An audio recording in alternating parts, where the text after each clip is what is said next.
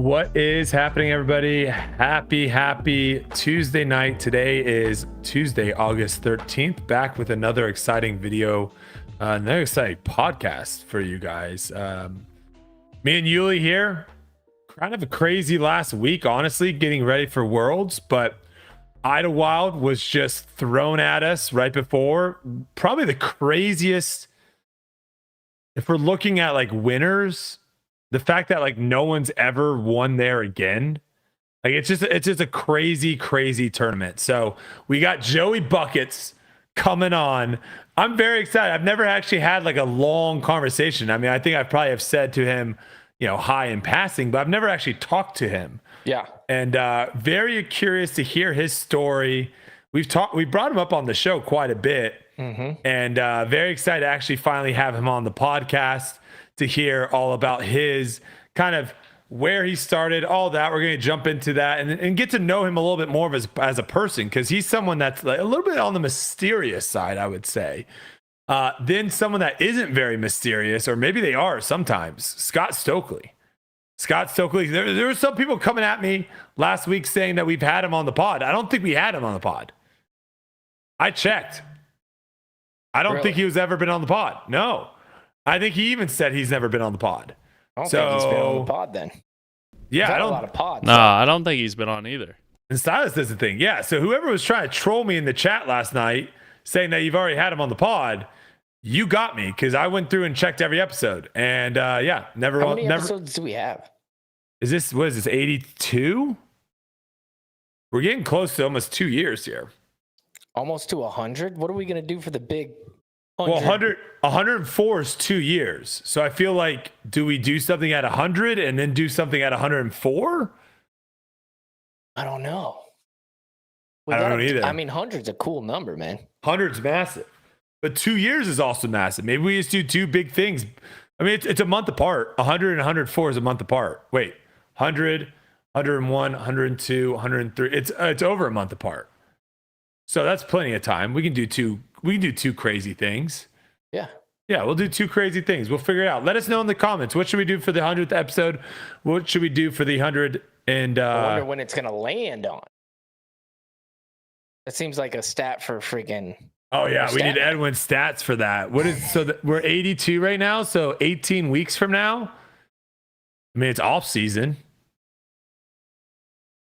Yeah, who knows? You got my mind blown right now. But we got Joey Buckets, Scott Stokely coming on the pod tonight. Should be very exciting. We'll be doing a quick little recap of Idlewild.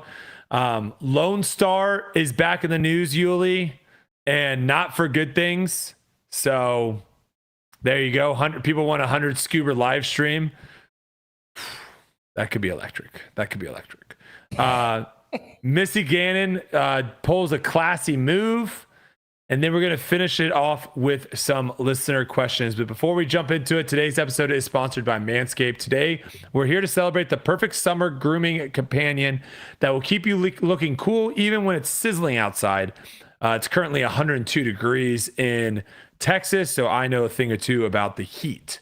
I'm excited to introduce to you the Lawnmower 5.0 Ultra and the new colorway White Hot from Manscaped. In a sea of options to choose from the perfect grooming routine, Manscaped undoubtedly shines in their riding the white hot waves with their special edition trimmer in white. There are limited quantities available in this colorway, so you gotta act fast if you want this. Step up your grooming game this summer with the Lawnmower 5.0 Ultra and White Hot. Experience precision like never before with next-gen dual skin-safe blade heads, an updated trimmer blade, and an interchangeable foil blade for peak performance. These updated blades are not just for show. They're designed to keep you looking smooth and sleek under the summer sun. It's like having the two trimmers in one, making sure you're always summer ready without breaking the bank. As if the Lawnmower 5.0 Ultra and White Hot isn't bright enough, Manscaped upgraded their infamous LED light. Oh, I like this. Yeah, better light. Let's go. No more fumbling in the dark. Those tricky spots are now brightly illuminated. Upholding the same features that we've all come to love: a rechargeable Li-ion battery, RPM technology for top-notch performance, a travel lock for seamless portability, USB-C charging, and a comprehensive 3-level battery life indicator. And let's not forget the best part, it's still waterproof. Whether you're at the beach or by the pool, it's always trimming time. Join the 10 million men worldwide who trust Manscaped for all their grooming needs and get the special edition Lawnmower 5.0 Ultra in white hot. While supplies last, get 20% off plus free shipping with the code TOURLIFE at manscaped.com. That's 20% off and free shipping with the code TOURLIFE at manscaped.com. Shout out to our friends at Manscaped. Uli, how's it going, brother? It's going good. Back home, chilling. Yeah. Was at Idlewild, so I got to go watch a lot of things go down myself. I didn't watch the final round like the lead card, but I was jumping around. I got to see Ricky hit a nasty little eagle putt on the first hole to get his round going. That was, I was like, oh my gosh, this guy's gonna go for it. He goes eagle, birdie, birdie, no eagle, birdie, par, birdie, and I was like 4 through 4. But then, dude, that course, man, it's a lot of people get through. It's one of the top most random courses that we play. Right. It's definitely, if you like courses where it's like, hey, a kick to the left, double, kick to the right, birdie. Idlewild's the course for you. Yeah. There's so many holes there, Uli, that I'm like, if we really wanted to make this course the best player that weekend wins, you would have to throw so many Mandos up. So many holes, guys were just throwing tee shots that were like clearly not going through the gaps they were trying to go through, and still scoring. So, Isaac had control of the tournament, getting the luckiest breaks I've ever seen in my life. And then the one that he had on like hole 11 that he shanked his shot like through the woods and it somehow made it to the fairway. Like that never happens. And then he goes, I've been over there many times. Oh yeah. And then from there, he just throws it a million feet past Tree Park. Done. Yeah. I mean, it is, I would say it, like, to me, I like the craziness that Idlewild brings. Like, I don't think every course we go to, you need to have like the Mandos, perfect fairways. Like, I like that style of where it's like, hey, you're going to get some bad kicks. How do you respond to it? Yeah. Because everyone knows going to Idlewild, you're going to get bad kicks. Bad things are going to happen, and you just got to figure it out. I think that some courses that are that short are going to be left off the tour, eventually just become obsolete. Probably. That one has a fighting chance to stay around for a long time, especially because they fixed it. They fixed that little portion. I think that helped a lot. Yep, especially when you see how many different players win every single season. Mm-hmm. I like it. I like that. Hole 18 is also a great finishing hole. They got a lot of hole 16 is a great hole to like, you can maybe try to get an eagle there, or if you throw your tee shot OB, you could be in a lot of trouble. So I don't know. I like it. I think it's a perfect, like, would I like to see 3 Idlewilds throughout the season? No, nobody would. But You'd lose your mind. You'd lose your mind.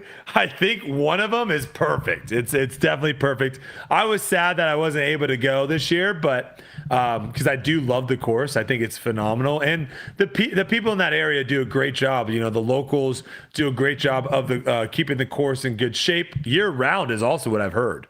I've also heard year round they don't just make it look nice for the tournament. Because I was talking to someone there, I was like, how is the course play not when the tournament's there? It's like, it plays great. So I don't know. I love Idlewild. It's a fun one. Is it in Kentucky or is it in? It's in Kentucky. Okay. Yeah. Is it Cincinnati that's like right in between the two? Is that what it is? Cincinnati's where I fly into every year. That's the only reason I know. I don't look at maps. Yeah. Not Burlington. a map looker, man. Technically Burlington, I guess, is what the chat is saying right here. Burlington. Mm-hmm. I'm not a map guy either. There was a guy on debate night today that was in Dallas, and I was like, oh, what part? And he told me what part, and I was like, I had to look it up. I've lived here for 10 years. Couldn't figure out where it was. Okay, so this week, get me on that debate night, dude. I'm gonna shred you guys. Do you want to come on for Worlds? I think that's the best time. Here's the thing. I would love to do all that stuff. No, yeah. Okay, I already know. But if it hasn't happened yet, then yes, I will come on there. All right. All right. Yeah, I know next week's gonna be crazy for you. Yeah, Potentially crazy. But we're Potentially not sure. crazy for you. Minimum. I'm thinking like Saturday could be the day. So I'm like free next week. Like this Saturday? No. Next Saturday? No. This Saturday. Yeah. But that's like you're gonna be free in 3 days. That's minimum. You're gonna want to do a podcast 3 days after. I don't know, man. I got jobs to do, bro. Well, I know. I was giving you. I'm at my house right now. I know, but I was giving you paternity leave or whatever it was. Is that what it's called? Paternity leave? I ain't never dealt with it. I don't know. I don't know either. Yeah. Maybe I'm done for 2 months. Who knows? Yeah. There might be a thing of almost like, no, please go do your podcast. You're stressing the crap out of me. Get out of here. That seems more like get it. out Maybe of she'll here. do the pod. And I'll be with the baby. There we go. Yeah. All right. Yeah. We'll just have Kelsey fill in too. We'll just have a wives podcast. That would be electric, actually. That'd be cool. Yeah. My week was kind of crazy. I got hacked on Twitter, so I still don't have access to my Twitter account. Shout out to Elon Musk. One of the first things that he did when he came in was he fired everyone that was like on the content creation team. So everyone that like all my contacts at Twitter just got fired. So before, if I had any issues or anything like that with Twitter, I could just like basically hit someone up, no problem, fix, boom.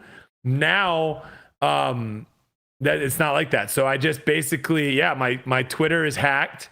If anyone bought a MacBook from this person, you're an idiot. Because I would never. You're selling cheap MacBooks? I would never start a tweet with "Hello Twitter family." Okay, that was a clear sign I was hacked. Okay, I would never have said that.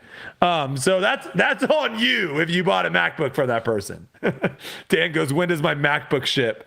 That was the number one question for tonight's show is when am I going to get my MacBook? So hopefully I get my Twitter back. But like I was telling people, I was actually in the middle of a show, which made it a little bit more of a stressful situation of getting hacked when you're live and doing, a show basically. But I was telling the people during the live show, I was like, at the end of the day, if I lose my Twitter account, is it really like the end of the world?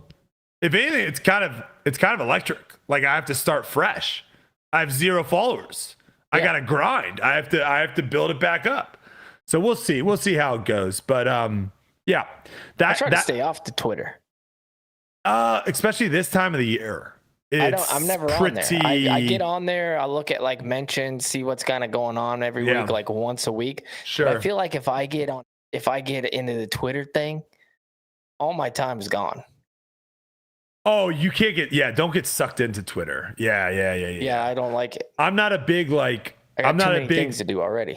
But then Twitter's the big one. See, I'm not a big like. It happens every once in a while. If you go to my Twitter and you look at like my replies, every once in a while I'll get on a kick. And I'll just go crazy for a day and I'll reply to everyone and go back and forth. But like, that's like once every quarter, maybe every half year. I don't do, if I did that every day, oh my gosh, that would be so exhausting. Yeah. If I was constantly like responding to everyone coming at me and like going to other people's posts and like putting my input and stuff on that. Like, oh my gosh. Yeah. Yeah. Adam, post and ghost. Exactly. Yeah, I like that. That's what it's all about. Post and ghost. I just ghost. I got my first fake ace today. Really? Do you have any fake aces? Oh yeah. You do? Yeah. What about a fake ace on purpose? I want a steak dinner doing this once. Wait, what? You got somebody's like, hey, you ace this hole, I'll give you a steak dinner. So I aimed it at the other bucket, ace that one because it was way shorter. Oh, that's pretty electric. But it was a real ace to me, but a fake ace really. Well, it's kind of like the idea of like where you're standing underneath the basket, but you're looking towards the other side and you're like, hey, $5 if I make the shot. And they're like, all right. And you just turn around and you make the layup. Yeah. I think you never designated what basket you were technically going for. My fake ace was in the side of the cage. Oh, okay. Yeah, I didn't feel good about it. I'm going to be honest with you. Did not feel like I aced the hole. I don't know why that should count. I don't think that count. It should never count. It's the dumbest thing ever. Here's a real story that happened. In 2006, I went to the Texas State Championships at Tom Bass Park. Okay. It flooded, okay? I'm not kidding when there was a lake through every single hole. We were walking through 2 feet of water, throwing into the water. Our discs were floating away. This really happened. We're coming down the stretch. I'm missing cash for sure. They had this Texas Island hole, and they put the CTP on there. If you got the CTP and there was no ace, it was $800. Ooh. I CTP the hole. We're coming in. There's 2 holes left. I'm sitting on the sidelines. There's 1 card left. I'm sitting on the sidelines.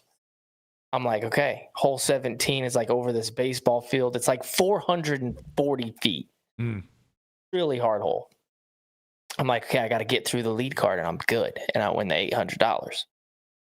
Well, this kid named Matt Hall throws a big flex shot, I think with a spirit, like it's overstable, wedges it into the basket, starts running because you have to pull it out of the basket in order for it to count, right? It can fall out and then it doesn't count. Oh, so okay, he's running as fast as he can. He trips and falls face first into the water. Scorpion slide straight through the thing, gets up, starts running again, drenched. I guess he ruined like his iPod back then and everything. No. And he gets it out of the thing. I lose $800. That's whenever I think of a wedgie, I think of that moment of this like trauma I went through where I'm like, oh, nobody's acing this hole. Nobody's even going for it. And then this guy wedged there. Matt Hall, shout out. Now, the interesting thing is I don't think I would have aced it had I used a different disc. I used Aaron Gossich's Tour Series Z-Flex Jawbreaker Raptor. So when it hit, it kind of like flexed into the cage. I think if I would have used like a Z or ESP or anything, I think that thing's hitting the cage and bouncing out. Yes. So should we all be throwing Gives flex? You an extra chance. It gives you an extra chance. There's this guy, Rory Self in Arizona, won a tournament wedging it into the bucket on his putt. Putt for the win, wedge. I watched it happen. That's it wasn't against me, but it was that's against disgusting. He used to have these soft magnets, man. That's he just wedged that thing disgusting. right in there. He would always do it too. It was like his thing. He liked to wedgie him in. When he'd miss, it'd wedgie. It was so floppy. But yeah, have you heard this legend? Check this out. What about on top of the basket? I think that should count more than. No, but listen. That should count just as much as Brodie, going into the side of the cage. If this is an argument, I think you win this argument. If it lands on top of the basket and it's touching one of the chain links that hooks onto the thing. Oh, supported that by. That counts. Oh. I've been arguing this, and I think some rules guy came on a post and was like, yeah, that doesn't count. I'm like, how could that not count? It's supported by a chain link. It doesn't say if you land on top of the basket, it doesn't count. It says supported by a chain link. If it's on there, there's a couple baskets that have this to where if your putter, I'm waiting for it to happen. I want. Yeah, because what's the difference between that and your disc just getting stuck in the chains and just floating in the chains? Exactly. There's nothing. It's just on Interesting. top. So I think if it lands there and it's touching one of those chain links, that's good. I'm waiting for this to happen. It's got to happen. Well, we just need weird stuff like this to happen for them to actually change the rule. But yeah, it's a fake ace. It did not feel. First off, it was 102 degrees, bright as balls out there. So I couldn't even see it happening. I just heard a noise because it was like 350, 370 feet away. So a nice one. It was decent, and it's also the disc is like kind of, it's the Jawbreaker Z Flex, so it's kind of see-through-ish. So like I didn't know it was an ace until I was probably like 100 feet away, and then I'm walking up, I'm filming it as I walk up to it. And I'm like, this is kind of, I don't know, doesn't really feel great. I don't know, doesn't feel maybe great. It should feel better. It's more rare than a real ace. Yeah, but I missed the shot. But you didn't because it counts. You actually gave yourself. Imagine if Joey's chance. Imagine if Joey's last shot would have stuck in the cage. Oh, what that would have been ridiculous. That would have been. Dude, by the way, the coolest shot ever. Yeah, he's kind of dirty with standstills, like the patent pending. He's curious. Not bad at anything. I'm curious, does he have like any ultimate background? Because a lot of disc golfers suck at that shot. Or is it like the Robinson brothers who never played another sport? I couldn't believe it. I asked them. They said, no, we played disc golf our whole life. No other sports ever. Really? No other sports. How do you not play other sports? Wait, what? So like growing up, they were never like, hey, I want to, all my friends are playing soccer and basketball. I want to try that. No. That's wild. Yeah. Yeah, I think I like literally played everything growing up. I had to see what that's a pod right there. Get both brothers on here. Yeah. And then we can ask them about all that stuff and see. Well, we've had Isaac on, and I think we had Ezra on, but we've never had them both on at the same time. And then we can hear the little brotherly rivalry. That'd be kind of cool. Yeah, go a little back and forth. Mm-hmm. Yeah. But yeah, Idlewild, we're gonna have Joey on here in a second, so we'll break down a little bit about how he's doing. I'm not really gonna talk too much about the tournament, honestly. I kind of am curious about a bunch of other stuff with Joey other than the tournament. All right. But yeah, Idlewild, nothing too crazy ended up going down. There wasn't really. How much time do we have till he comes on? We got like 8 minutes. Why, you got something? Let's roll through the women's section. Let's talk about it. I mean, I think the biggest story, honestly, on the women's side, like, I don't think it's crazy for any of us to say that own one. Like, if I had to pick a tournament on tour that's like, this is the best chance for own to win, like, I think Idlewild's got to be number one. Clear favorite. Yeah, like it's perfect for her distance. It's perfect for her shot shaping. There's gonna be a lot of long putts where she's the best female putter. No surprise there, but let's go down to the FPO side and see. So first things first, the one thing that kind of jumps out at you is like they play roughly the same course as the men's side. There's, I think, like hole 17, they play a shorter tee. It's hilarious. They play a shorter tee on that short one. They do play a shorter tee on that super short one. Why the shortest hole on the course playing a shorter tee? But like the super tough par 3 for us, they play that. Do they play that as a 4? Is it hole 8? Do they play that as a 4?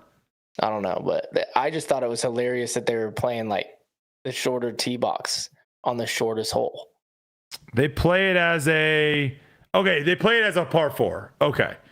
Oh wait, no, that's not it. It's a hole 6. Oh, I'm getting my holes all mixed up. What's the hole right before the little dinky par 3? And then you go, it is. Oh no, hole 10. Yeah, they played it as a par 3.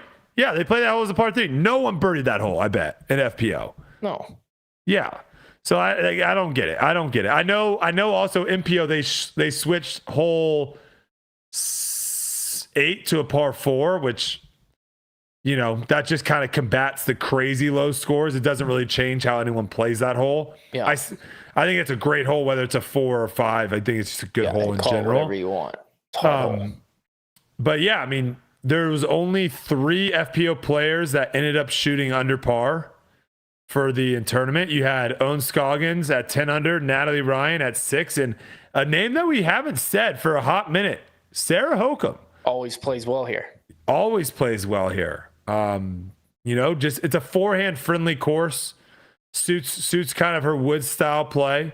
But the thing that jumps out to me in this tournament, the field strength is way down, right? There's a lot of big names that just didn't go to this tournament. Obviously, a bunch of the big European ladies weren't there. I don't think Paige was there either, as well. So, kind of a weaker field. The men's side also kind of a weaker field. A lot of guys are prepping for Worlds. So you kind of saw it on both sides. The timing of this tournament, unfortunately, wasn't great, I don't think. But, Still a lot of players out there trying to get points. But yeah, your top 10, you had Owen Scoggins, Natalie Ryan, Sarah Holcomb, Morgan, Linz, Alexis Manahano, Holland Hanley, Madison Walker, Raven Klein, Kat Murch, Lonestar Montgomery, Allie Smith, all in your top 10. Now, Missy Gannon missed the top 10 by 2 shots and would have actually made it had she not incorrectly put her score in. So this was like the big storyline, I think. If someone else has one, let me know. But to me, this was like the big storyline coming out of FPO was the fact that initially I think some people were confused and thinking that the post-round video, I mean, I guess indirectly in a way it did force Missy to take a 2-stroke penalty, but essentially Missy was made aware that she incorrectly scored one of her holes. So then she basically turned herself in saying, hey, I incorrectly scored this. Now, had she not been on coverage, post-round coverage or anything like that, I think this would have gone through the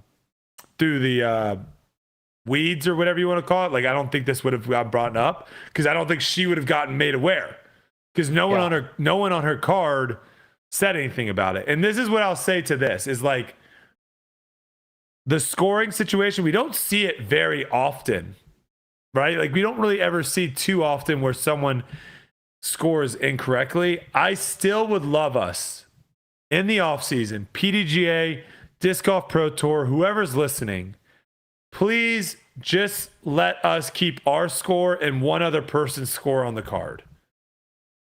And just do that. You have a sheet of paper, hole 1 through 18, and then on the bottom, hole 1 through 18, I put whoever score I'm keeping on the bottom. There's a perforated edge, and so at the end of the round, I just rip it off. I give it to them. Whoever kept my score, they rip it off, give it to me. I quickly just check 3-3, 4-4, 5-5. All right, and then we're good, and then we're done. It saves us time from having to wait from players pulling their phones out to put their scores in online. It makes it a lot easier for scores to not go in incorrectly because I'm keeping my score and I'm just paying attention to what Uli's getting. And that's it. And that way, if we do have something messed up, then we can say, okay, what happened on that hole? And we can go back to it. We used to do this at the USDGC. I've heard that too. It was the only tournament we did it at. I don't know why they're going away from that. I really don't. And if players want to complain about having to do scores, paper and pencil, grow up. It's not that big of a deal. It really isn't. Put it in your back pocket.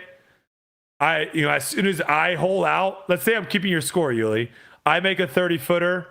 As soon as I hold out, I walk back to my bag, I pull it out, I put down a 3. Now I'm watching you. You made your putt, 3. Put it in my pocket. I walk to the tee pad. As soon as we get to the tee pad, we're ready to go. Pace of play, it would speed it up drastically, and then also you wouldn't get any scoring situations later. Well, am I correct that they're not letting you have a phone at Worlds? We're gonna get into that. Before we get into that, Uli, we do have the winner of Idlewild with us. Joseph Anderson, better known maybe as Joey Buckets, joining for the first time. We knew it was only a matter of time. He's finally with us. How's it going, brother? Good to have you on here. What's up, guys? How's it going? Uh-oh. Yeah, the curse. What happened? Can't hear him. I can hear him. Hear me? I can hear him. You can? Yeah. No curse. It's the Uli curse. Oh, no. Say something, Joey. Testing. Go, Uli. Yeah, he's back, baby. Yeah. All right, we're back. All right. Well, I don't know if you watch the podcast at all, but you're definitely a name that gets thrown around quite a bit on here of where we're just like, it's only a matter of time. It's only a matter of time. And it seemed like this past weekend was that time. So my first question to you, Joey, was there anything that you could put down on paper of like why it happened this past weekend versus why it hasn't happened the many times that you have been in contention? I don't think there's one like thing. I think it's a lot of different things that, I mean, I could go into details of those things. Please do. Yeah, please do. The floor is yours, brother. Yeah. So I think, again, it was like a totally different tournament for me mentally. I was, again, I had missed cash the last 2 weekends at European Open and at Ledgestone, and or missed the cut, I guess. And then going into Idlewild, my buddy from back home, my caddy Nate, he came up, and he's been coming to every Idlewild since I started playing in 2022. And I just kind of told him before the tournament even started, I just want to, enjoy disc golf, enjoy the competition, just watch everybody throw their shots, and just enjoy the flight of the disc. And of course, try my best and focus and everything, but try not to let that get to me. And then I think as well, my practice week beforehand, I mean, I drove down Sunday evening, got a practice round in Sunday, and then I played like every single day, and practiced like it was a tournament, and took my time on all my rounds. Nice. Yeah, looking at your season, it's honestly kind of interesting, the ebbs and flows that your season has been this year, where you kind of started off like straight out of a cannon with the chess.com. You were kind of in the mix at that tournament for quite a bit. And then you had, a couple of decent finishes at Waco and the Open at Austin. And then you kind of had a little blip in there where you did finish inside the top 30 at Texas State's Jonesboro Music City Open. And then all of a sudden you came back, Champions Cup top 10, Dynamic Disc Open top 10. And then, like you were saying, you went on that kind of stretch of leading into actually European tournaments, which I'm curious, did the European tournaments, did you feel like the Swedish Open, Krokel Open, that had obviously much weaker fields, did having a couple top finishes there, did that also kind of help you? Because you went on that stretch from OTB through Preserve where you were 46, 28, 28, 40. Did that, having those couple tournaments, did that kind of re-energize you or kind of give you that confidence that you need?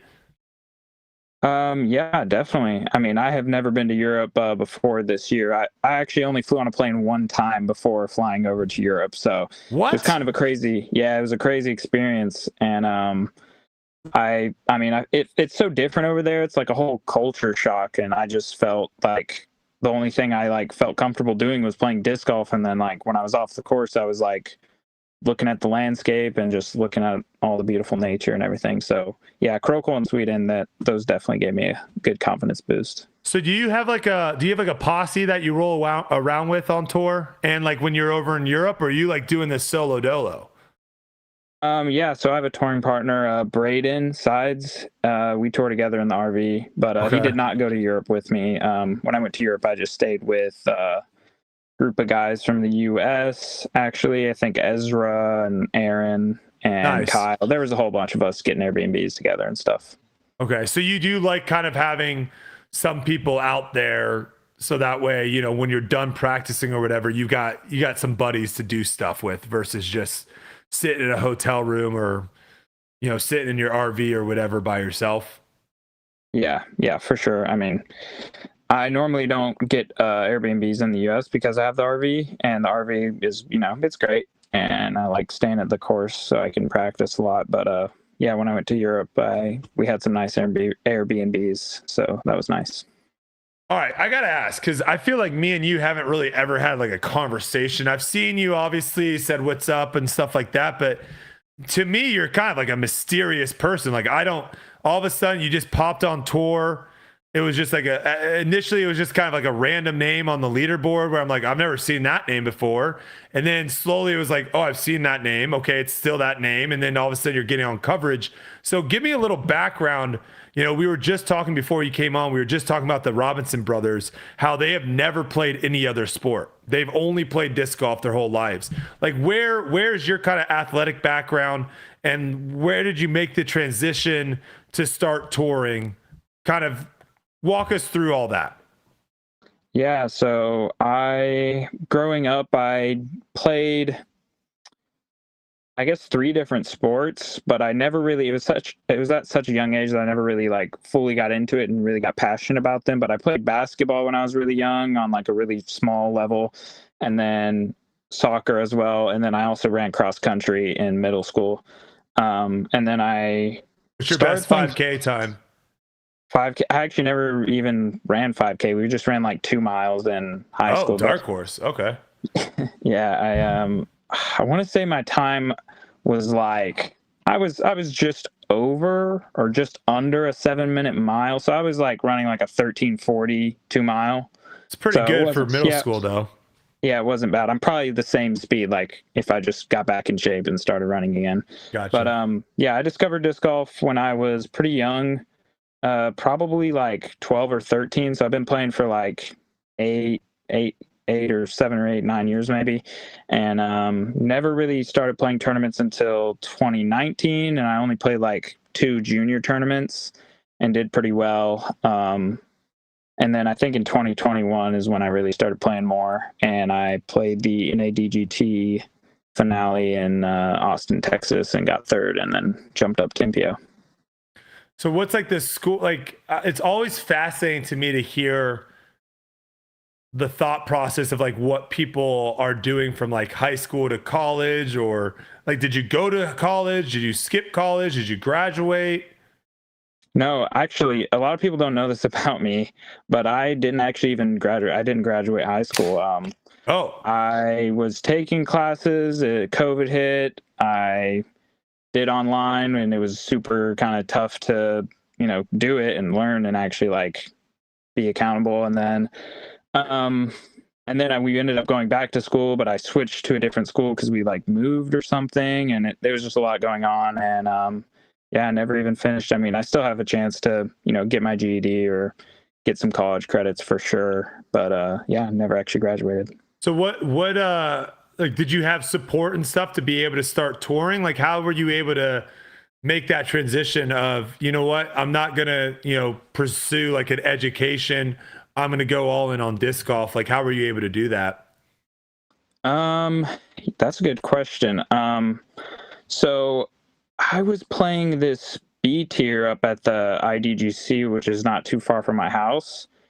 And my brother-in-law like hit me up the next day, and he's like, "Oh, look where I'm at. I'm at the IDGC." And I was like camping there still from the tournament. I was like, "Oh, I'm here." And went out there, and I met him and met my like manager, Clark, and he just saw the talent in me. We played around that day, and he just saw the talent in me, and he wanted to like help me out in any way, whatever. And he ended up like giving me a van, and that I used that van last year, I think, to travel around. Oh wow! And yeah, I mean, he's been a big help. So I guess that's the answer. What about your parents? Yeah, I mean, my parents. Yeah, just don't go to school. You're good. No, I mean, my dad was. Baby. Yeah, my dad was. He definitely wanted me to finish high school and get credits and finish it. But once I started succeeding, I guess they were like, okay, I guess he's good at disc golf. I don't know. Did you bring up, like, I don't know how involved your parents are, but were you bringing up like, Ricky's contract, Paul's contract, stuff like that, to where you could be like, no, look, there's money to be had? Was that kind of like a helpful way to get your parents to see that it wasn't a crazy idea to go out there and try to play disc golf tournaments? My dad is actually a fan. He's probably watching right now, honestly, but shout out. Let's go. Yeah, he might be watching right now, but yeah, he's a fan of disc golf, so he kind of knows about that. And, yeah, I don't know. It just kind of happened, and my mom was in full support of whatever I wanted to do. Shout out to my mom. That's awesome. That's sick. And now, winning on tour, nice little paycheck, not too shabby. I'm sure that was probably the most money you've made in disc golf in a weekend, which is very, very nice. And I'm sure like moving forward too, now, like your numbers and all that stuff with sponsorships, all that stuff changed once you become a champion on tour. So that's awesome. That's awesome. I love that there's actually now a path for people to be like, you know what, I actually want to pursue this. Now, it's not going to obviously work for everyone, right? There are going to be some people that go out and never cash in the first 3 months and be like, okay, I can't do this anymore. But I just love that now there's enough money in disc golf to where now you can actually do that. You can actually go all in and try to make some money playing, which is awesome. Was there ever a time where you were playing in, let's say, 2022 or 2023, and you were like, oh my gosh, I'm not going to be able to make it out here? Or were you all just pretty confident, like, oh, I'm as good as these guys, I can make this happen? I always had the trust, and I knew for myself, like deep down, I knew I was good enough. I was living pretty much out of a minivan for the most part. I would get some Airbnbs with some people I remember later in the year, and my sister actually lives in New York, so I spent some time there with her later in the year during the Green Mountain and MVP last year. So, I mean, I had little spots to stay, but I had confidence in myself the whole time. If someone dropped $1 million contract right now on your head, what would be the first 3 things that you would do differently touring? Oh, man. I don't think anything, honestly. So you like chilling in the RV, being right there on the course, all that? Oh yeah, I love being on the course. I love because I get just super, like, I get this need to this want to play and practice whatever course it is or putt or whatever it is, just out of nowhere. So like I love just like, oh, I want to play now. Let me go practice, and just grab my bag and walk out the nicer RV. RV. Just say nicer RV. yeah, maybe a king, big RV. maybe a king bed in the back. I don't know what RV you have, but just say nicer RV. That's fine. maybe like a little hot tub somewhere that you could you could pull out of the back, and So you have a touring partner. I'm assuming you guys probably take turns and stuff, or is one of you, hey, I'm the driver of the RV, I don't trust this other guy? No, we kind of just take turns, drive for 2 or 3 hours. And then, if you're the passenger, you're just kind of quiet, just trying to act like you're a statue, not even there, after a while. And if you're driving for a long time, you're feeling it, you're vibing to the music, whatever, then you're good. But then it's like, hey, you want to drive? And it's like, not really. But I've been driving for like 4 hours, dude. And it's like, okay, sure, Who would be able to get the RV through the notch in Vermont? Oh my word! I honestly, I was thinking about this earlier today. Can that even go? You're talking about the notch through, it like, can. from Smugglers to Stowe? Yeah. The first year that Ezra went there with the RV, he didn't realize that the notch existed, and so he made it through. But I don't think it was pretty. I don't think a lot of people were happy with him either, because I think he kind of stopped traffic from both sides. But luckily there is another route that you can take that doesn't force you to go through the notch, which is nuts. Gosh, the first time driving through that, I was like, this is crazy. You got rock climbers that like half their body are over on the road, and you got people just like getting out of their cars to walk around. Yeah, if you've never been, guys, GMC, it's an absolute one. You should go just to play the courses. The courses are incredible, but go up there. It's some of the best hikes and I don't know, beauty stuff. Are you big on that too, Joey? Like, are you like, hey, we got to stop here because there's a sick national park? Are you big on the like nature side of disc golf that some people have? I mean, yeah, there's definitely a part of me that, like, when I was making the drive from DDO I went to Las Vegas for the Las Vegas Challenge, but I didn't play. But I went there to hang out, and I stopped by the Grand Canyon, which was super cool. Nice.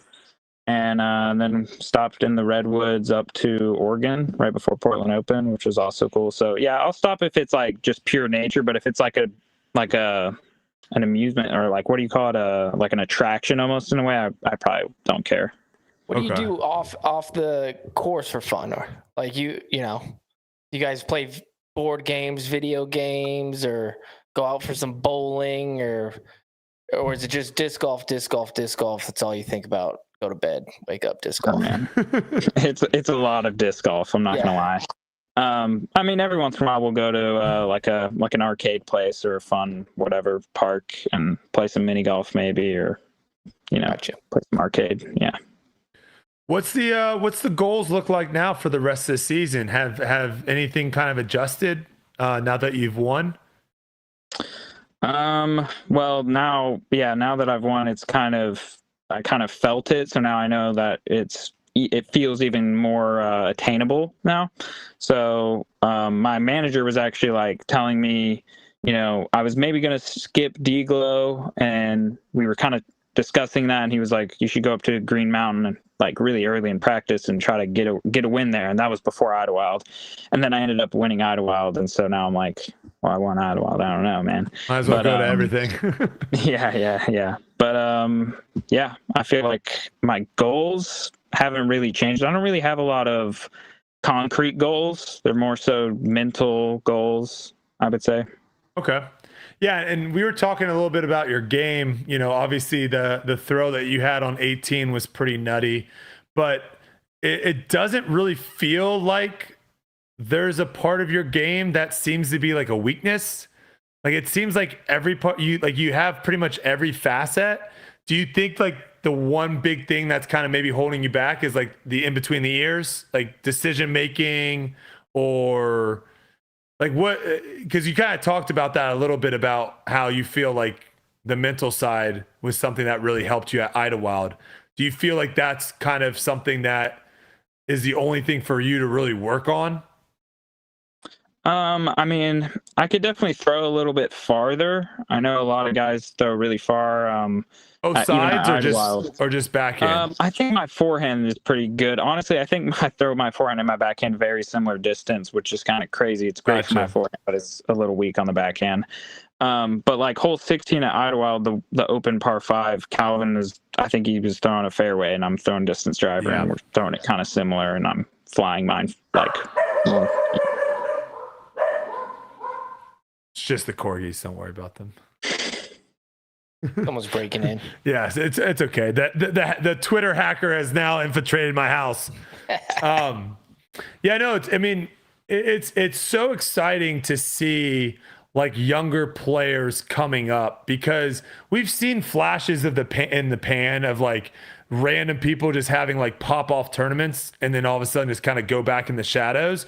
But there's certain players that we can look at in years past. Like we knew Cole was bound to win a tournament. It was only a matter of time.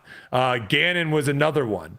And then I would say you're probably the obviously the newest winner that we were like, he is going to eventually figure it out and win. And like we said too, like winning on tour, you kind of need to have some things go your way.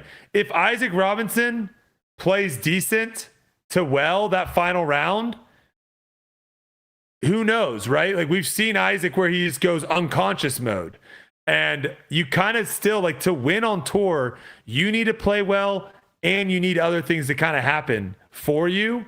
And it's very, very tough. Like, yeah, actually, I wanted to ask him about that. Isaac has like a pretty nice lead. Yeah. What were you thinking when he takes the triple bogey? Were you just like, oh yeah, I knew that was coming. This is my weekend. Like things are just gonna go my way, or were you just, whatever, he's doing his thing, I'm doing my thing? Oh man. Or were you like, yeah, yeah, nice triple. Excellent. Yeah, so on 13 actually. So his first shot went OB, but then he threw kind of like he cut the corner over the OB on the second shot, and I knew it wasn't a good shot, but I didn't realize it also went OB. So his second shot went OB as well. And until I got up there and I saw he was throwing from a flag and OB, and I was like, okay, so he went OB twice.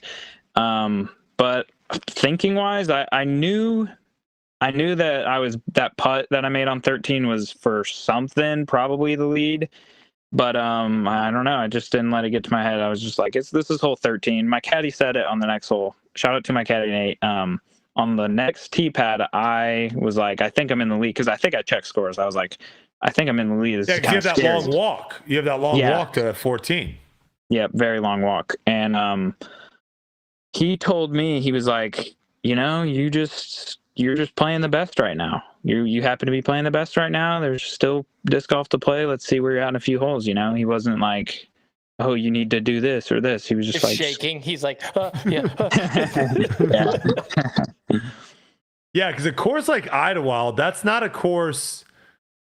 We've played courses on tour where if you have a 1 or 2 shot lead with a couple holes left, you're like, it's pretty much wrapped up. You're probably going to win 90% of the time.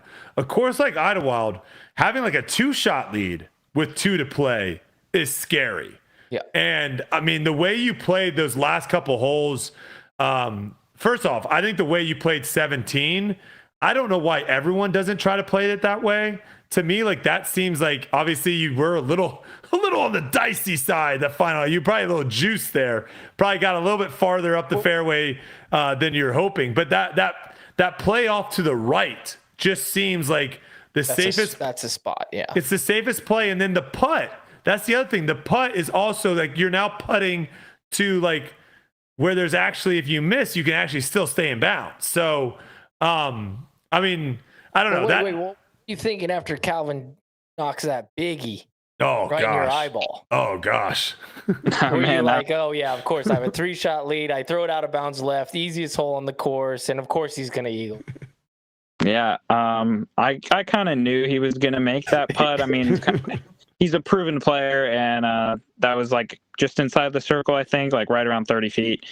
And after he made it, I kind of expected him to make it in a way. And after he made it, I was just like, yep, that's a nice putt.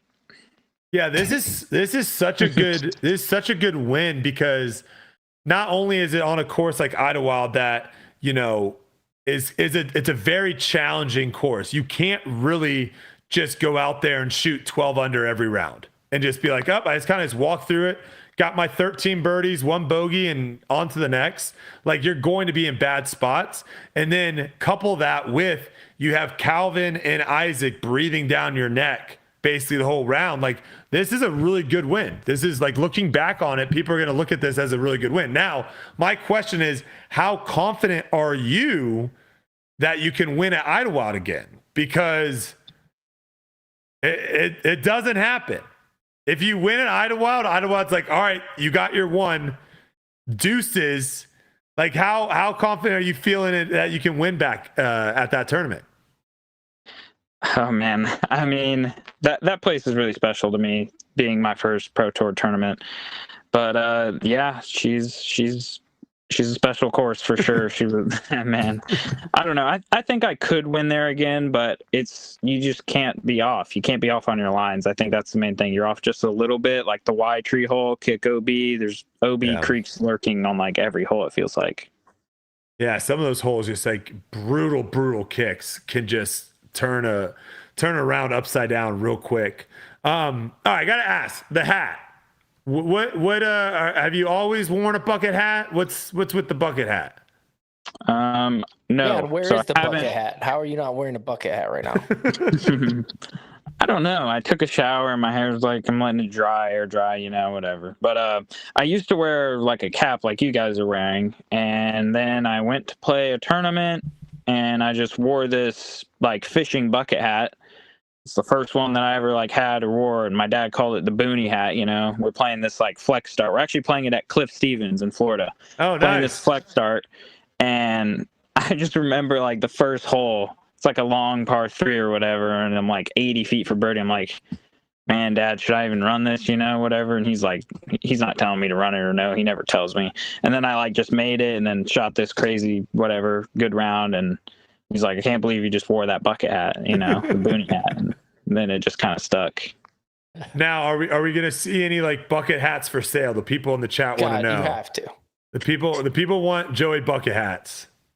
Yeah, we're working on that. Me and my manager, we're trying to find a good, I guess, manufacturer of bucket hats, because some I've had some bucket hats that I'm like, yeah, this is nice, and I'll wear it, and I'm like, wasn't nice, you know. After the day's over, I'm like, that wasn't a good one, you know. So the ones that I wear normally in the tournaments that you see, those are good ones. So we're just trying to find good ones that we can make and be happy with them. I like it. All right, before we let you go, something that we do with every new guest that comes on the podcast is we ask them about their pet peeves. What is something that really gets under your skin, whether it's on tour or on the RV or anything disc golf related that just gets under your skin? What's a pet peeve of Joey Buckets? Man, pet peeve, disc golf related or tour related? Something that you just can't stand. That is a tough one. It might be all the talk about spit outs.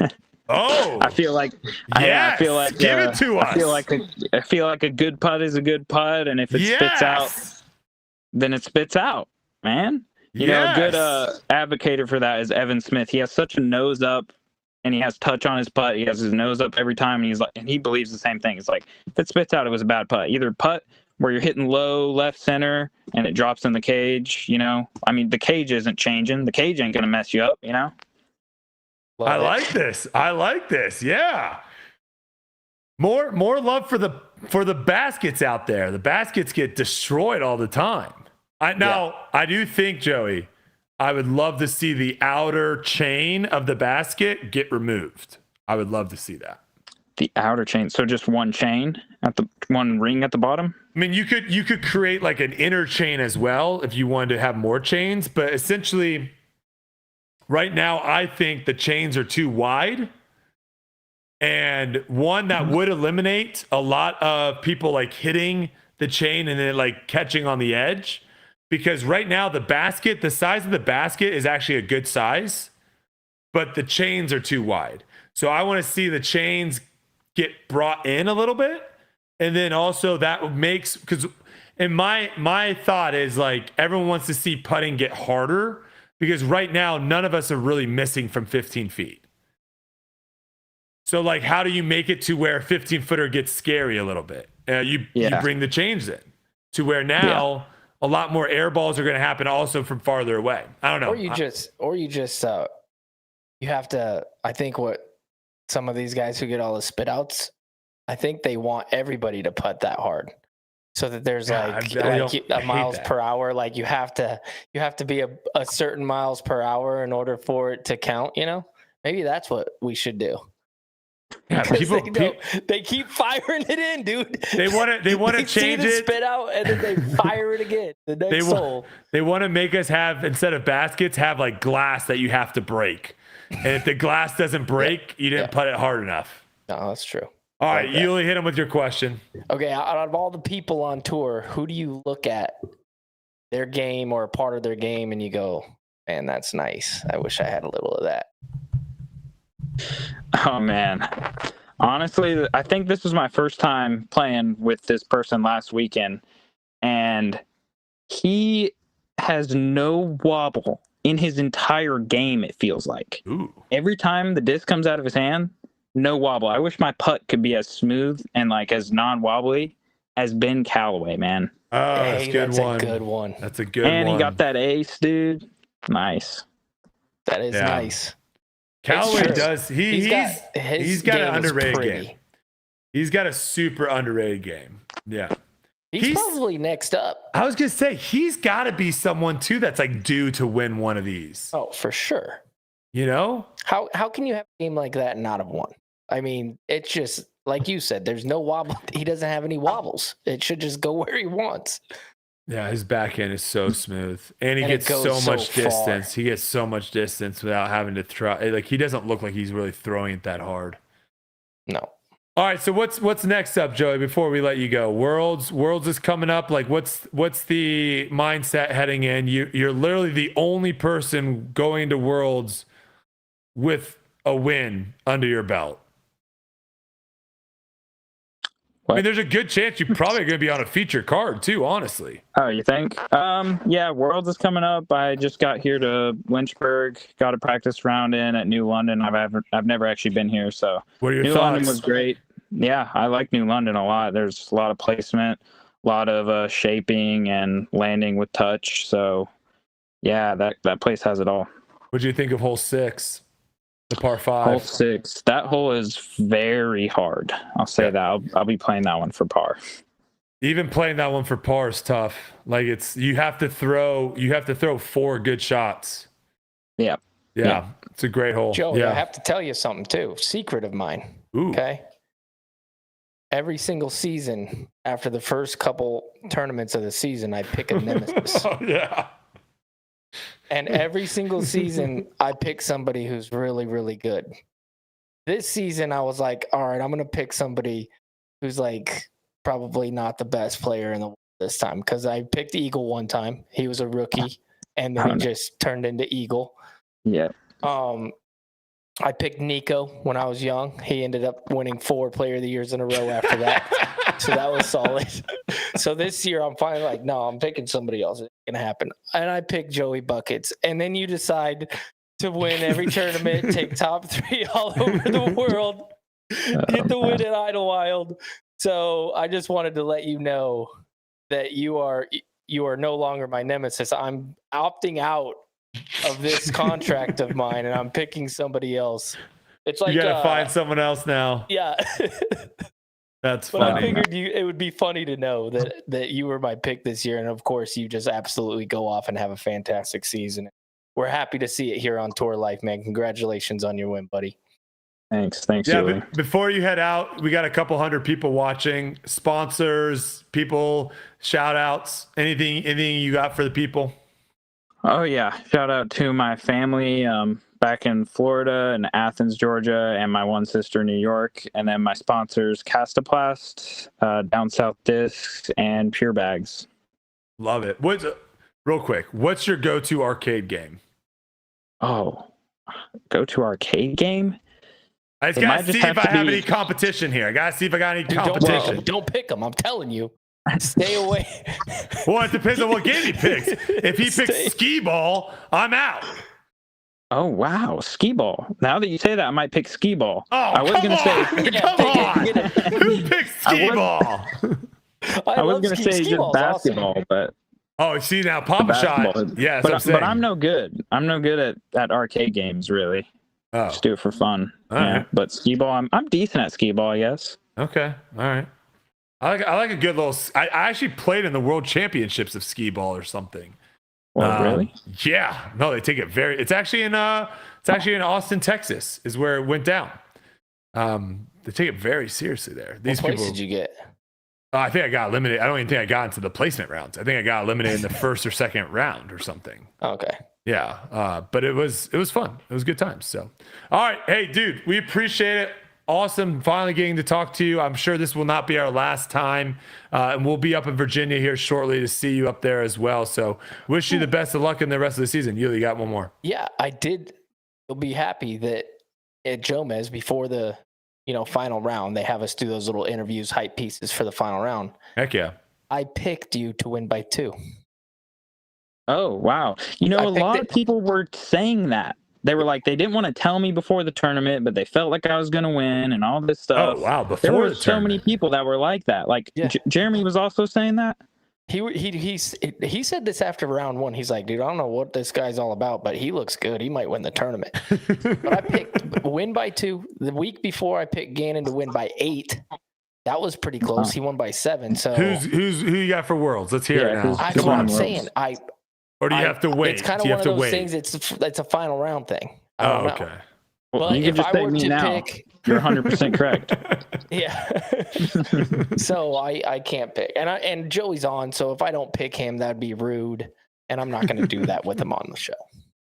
Fair enough. All right. Well, Joey, we appreciate it. Thank you for taking your time to jump on here, brother. And good luck at Worlds next week. Yeah. Thanks for having me, guys. Good luck.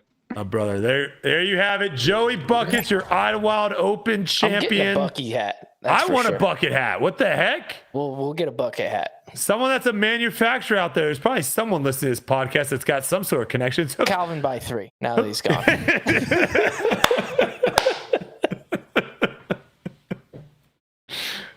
Oh man, Calvin by 3. It's not a bad pick, man. Could you imagine he finally gets a W? I feel like I got this feeling that it's Calvin.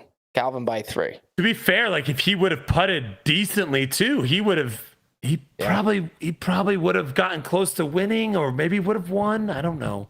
Well, he missed a shorty kind of. He missed a couple shorties. When Isaac took the triple, he missed like a 30-footer, and then he missed a 35-footer on 17. With those two, that's a win right there. Yeah, a couple of shorties there. Yeah. All right. Well, I'm excited for this one, Uli. We finally got him on the podcast. People are thinking that he's already been on the podcast before. Ladies and gentlemen, no, this is the first time we have ever had Scott Stokely join us here on Tour Life. And I'm excited for some old stories of how the tour used to be. I hear this guy's got quite a few of those.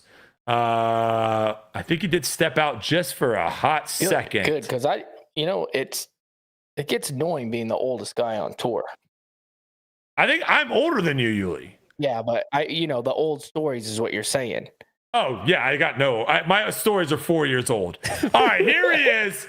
Here he is, Scott Stokely, joining us for the first time on Tour Life. It's about time, Scott. We appreciate it. This is the second time? Yes. Yeah, go check your most viewed podcast ever. And people were saying it was the second time, and I was like, I went back and checked. Was it last year?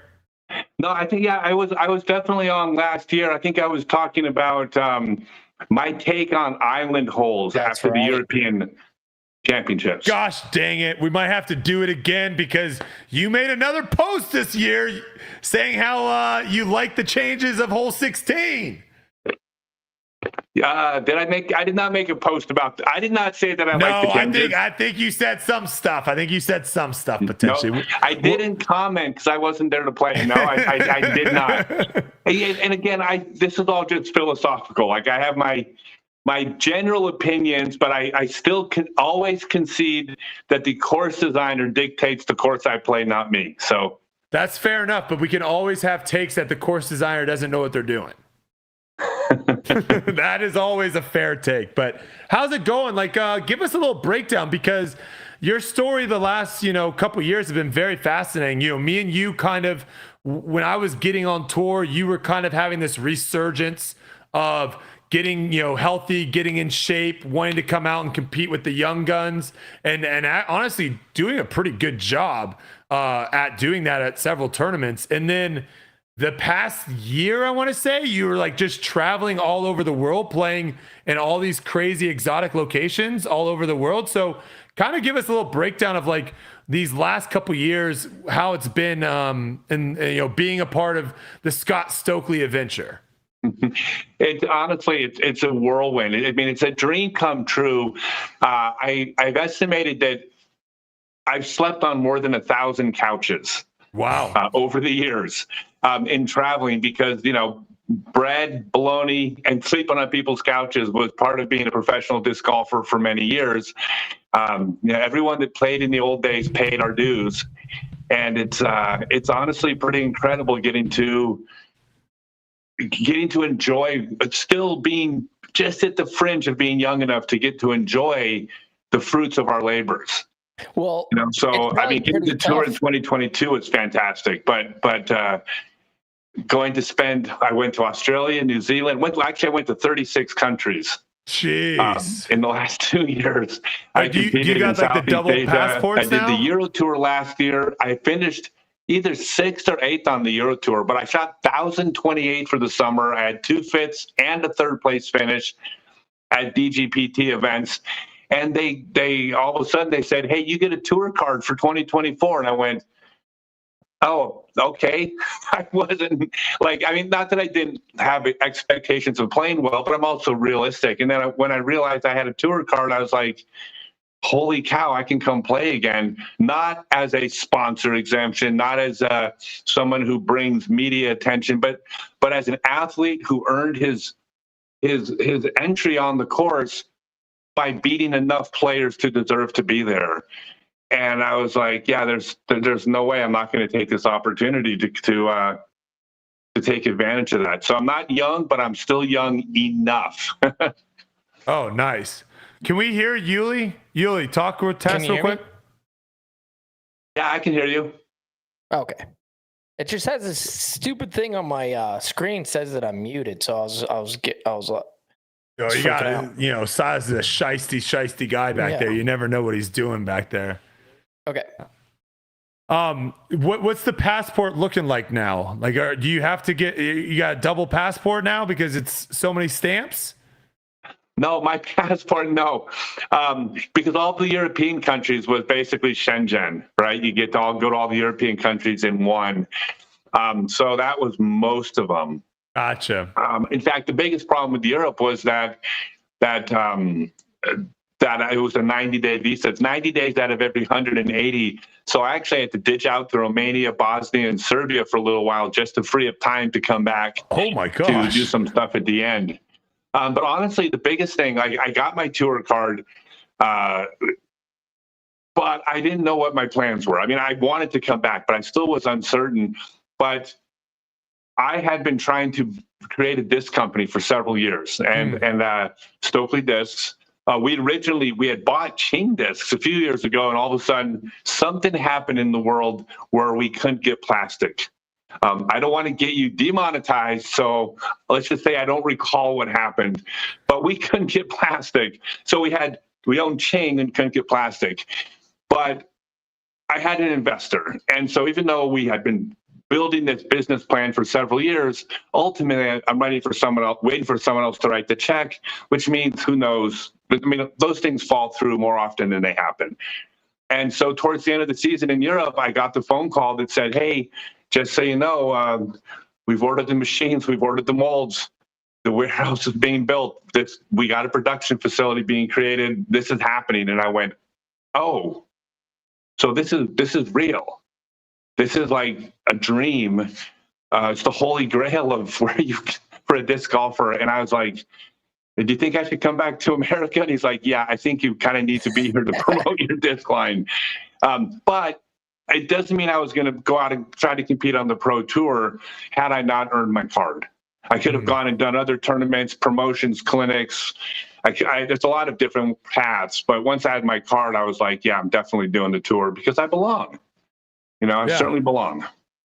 Where, you've been all around the world playing disc golf. Where are some of the places that you would say, like, hey, this is a place that we need to be keeping our eye on as like maybe a place that future champions can be coming out?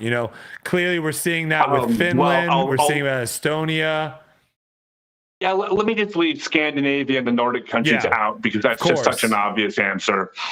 Here's what I noticed, because I played my first round of disc golf in 1976 on the world's first course when there was only one course in the entire world. So I've literally watched the timeline of disc golf for almost 50 years. And everywhere I go in the world, basically every country I go to is somewhere along that timeline. So New Zealand is disc golf in the 90s. Australia is disc golf in the early 90s.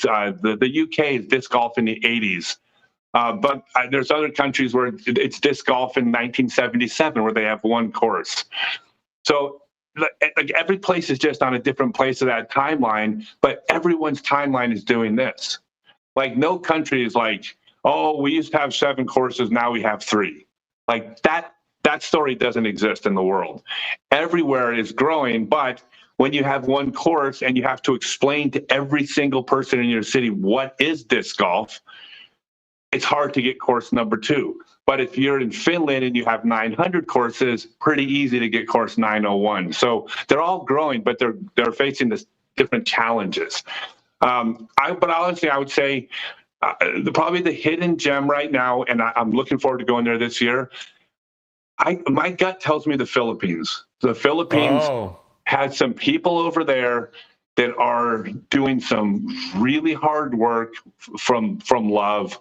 And look, there's a person over there who's traveling around the country or has been on a bus with a bag full of golf discs and a portable basket going from school to school, introducing disc golf around the country. Wow. Not getting paid.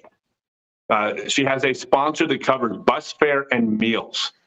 So she was crashing at people's houses.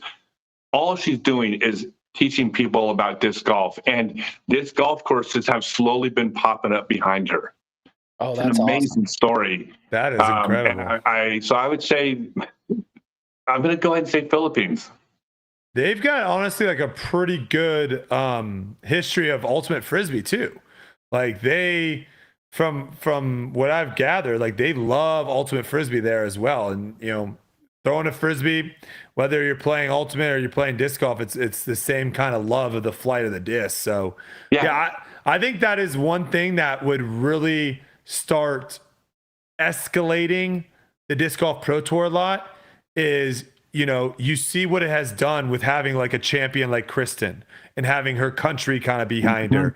We've seen what it does when we have great players from Finland. I think when we start seeing other great players from around the world, I think all of a sudden it brings a lot of more eyeballs to the sport. It brings a lot more eyeballs instead of just having all the great players be here in the United States. When I went to Estonia for the first time, like mind blown. We get on a ferry in Helsinki. We get off in Tallinn in Estonia, and right as we're leaving the customs area and everything for the ferry, there's a billboard, regular sized billboard. It says, "Welcome to Estonia, home of Kristen Tatar." That's wild. And I went, yeah, that's real. Hey, by the way, so to your point, by the way, just to go back, Colombia. Oh, Medellin, Colombia. They've held 2 freestyle world championships.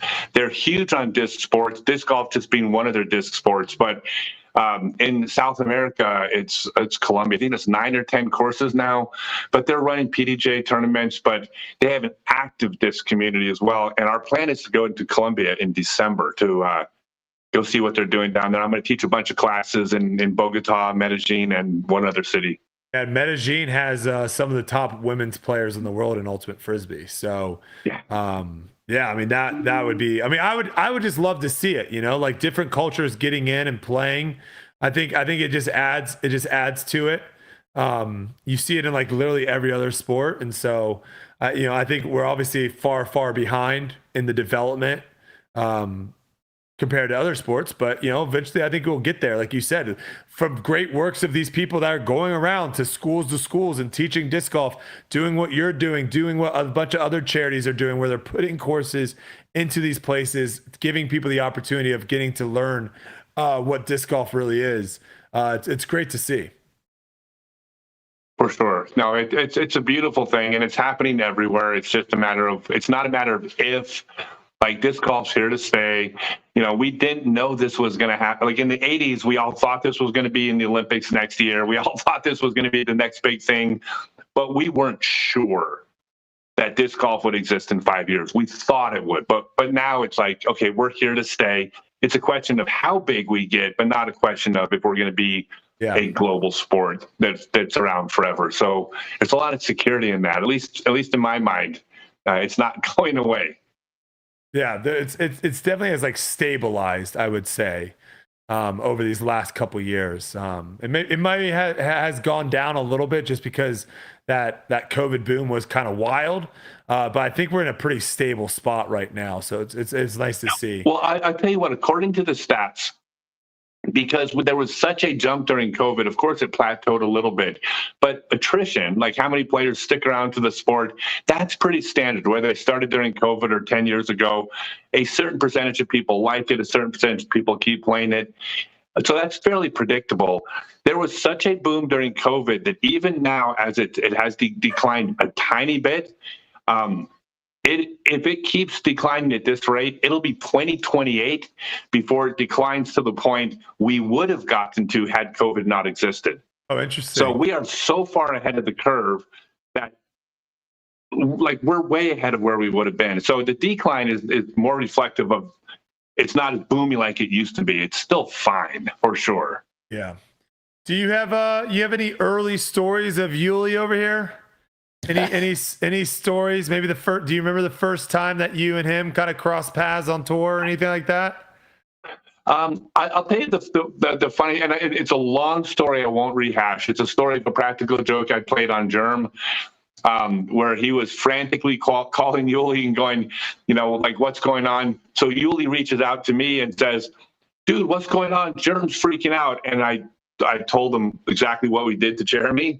And I said, you're not going to tell him, will you? And Yuli's like, nope. So I didn't really know Uli that well, but I knew well enough to know that this is 10 years ago. He got to take a shot at Big Germ, and he's like, I'm good with that. Always good for a good. So when I started joke. playing, Stokely had left for a while. So he had like a absent in the sport during the time that I kind of came up. And then towards the end of, like, what was it? When did you come back? 2020? At the end of 14. Yep. So 2014, right around there, Scott started coming back in. So we had a big stretch of where I had kind of started touring everywhere. But everywhere I went, there was always legends of Scott Stokely, and there always has been. So even though he was gone, he's been around. Yeah, I've always been told that you were the one that basically got the forehand.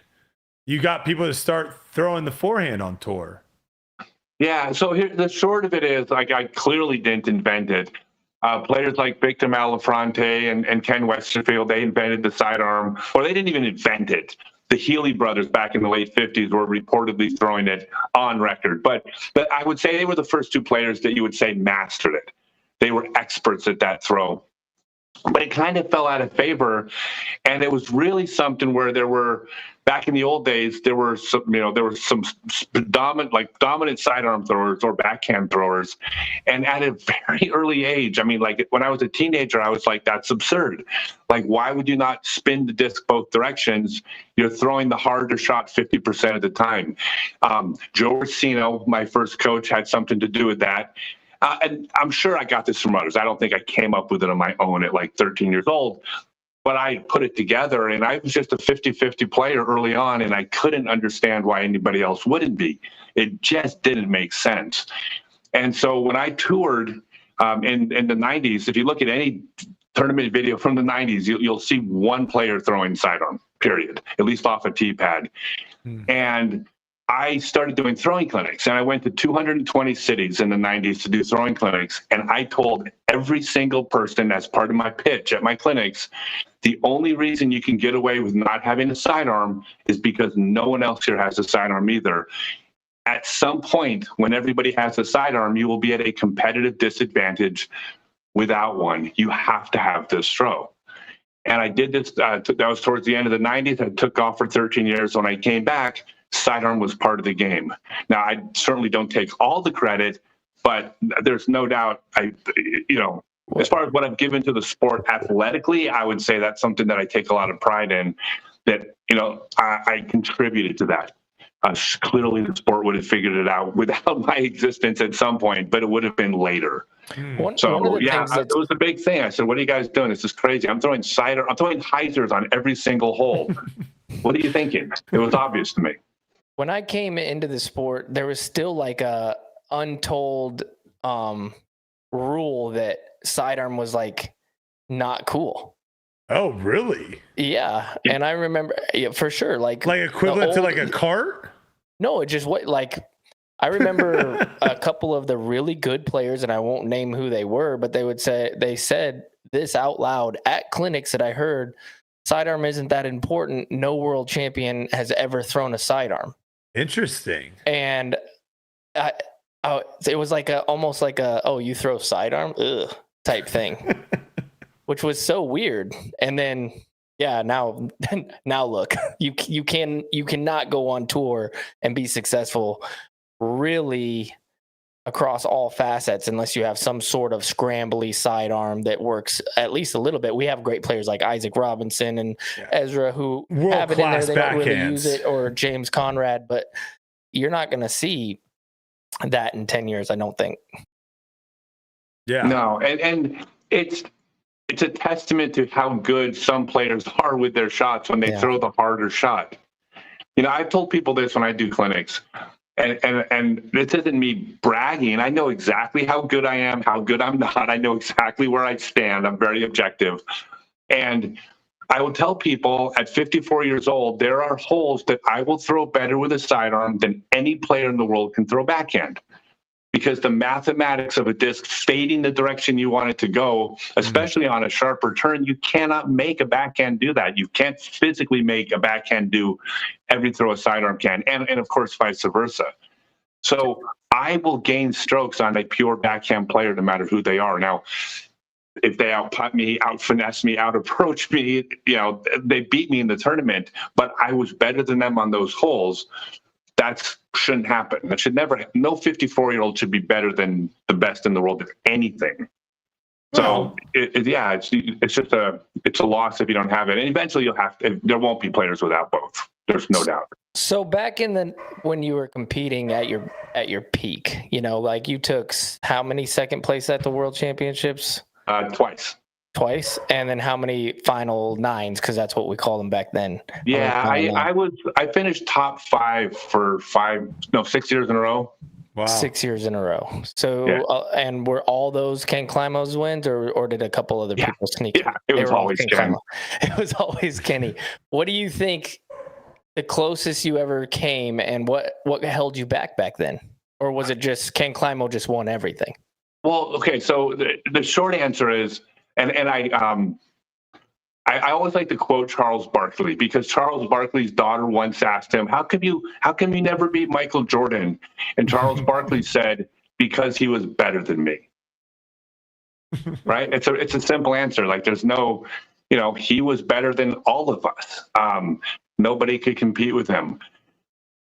Ken out-putted me. Ken out-finessed me. Ken had a better backhand short game than me. I had a better long game than Ken, and clearly I had a sidearm, right? But I could not make up the strokes I lost in those other areas. Like, my estimate has always been, because you got to remember, back then the courses were, I was going to say, there wasn't a whole lot of drives. Yeah. It was approach and putt. And I say approach and putt because I could throw a approach disc on or a putter on nearly every course at a World Championships. Now, I threw farther than everybody else, but that doesn't mean they were actually driving holes. It means other players didn't throw as far as they needed to, or they could have thrown. So it was approach and putt, and that was the weakest part of my game. I was just never good at that. Well, I can't say I was never good. I finished second, but I always felt like that was my weakest part. So I felt like in a typical tournament is that I would lose a couple strokes to Ken putting. I would lose a couple strokes to Ken on my backhand finesse game. And then I would gain 2 or 3 strokes on the sidearm holes. But the 2 or 3 strokes was never enough to offset the 4 or 5 strokes I lost over here. Like, if I played a course that was 18 backhand short, 250-foot backhand hyzer holes, I lose to Ken by 5 strokes around, because he'd never miss those holes. But fortunately, there would be 1 or 2 long holes I'd make a stroke, and there'd be some sidearm holes I'd make a couple strokes. But, so he was better than us. That was it. So do you think, obviously, course design has changed drastically from that. Do you like your chances, obviously, better if you could have, either pretty much picked up courses that we play on tour now and dropped them back in that era, and you guys now play? Like, do you feel like you would be on a more of a fair playing field playing on courses that we play today back then? To be honest, I mean, I think I would be playing a different game than everybody else. I mean, I threw backhands 100 or 150 feet farther than everybody, or at least 100 feet farther than everybody. I threw sidearms 150 feet farther than everybody on those types of courses. Like, I would be playing a different game than them. It would be like think about a player that only throws 375 feet going out and playing Eureka. Yeah. Like, it doesn't mean they can't win out there. Doesn't mean that person couldn't beat Gannon Burn a given day. We're still talking about the game of golf. But the competitive advantage of being able to, have a 300-foot approach shot on a par 4 instead of a 400-foot approach shot every single time, it adds up. You probably would have advanced the game quite a bit. The question is, though, does a player from back in the old days adapt their game for the modern game? Yeah. So I could say the way a player like, say, Ken Climb or Ron Russell, I could say their game didn't translate to the modern courses the way mine did. But that does not mean that they wouldn't have figured out how to play that game. This is what champions do. It's kind of the old argument, which is like, well, could Hoyt Gracie compete in the UFC today? Well, the reality is Hoyt Gracie in 1993 probably doesn't even make the UFC roster today. But a champion like Hoyt Gracie probably would have developed a game and probably would be competitive today, because he would be playing a different game than he did back then. And this is what the fun of sports, right? It's people all theory, love talking about it. Yeah. I suspect they would have evolved their game differently. But based on my game and the old players' games, I think I'm playing a different game. Who's your GOAT?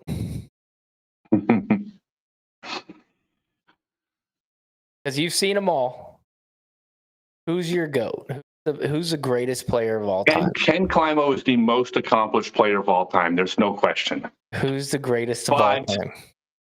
But I think it would be an insult to our sport to think the game has not evolved.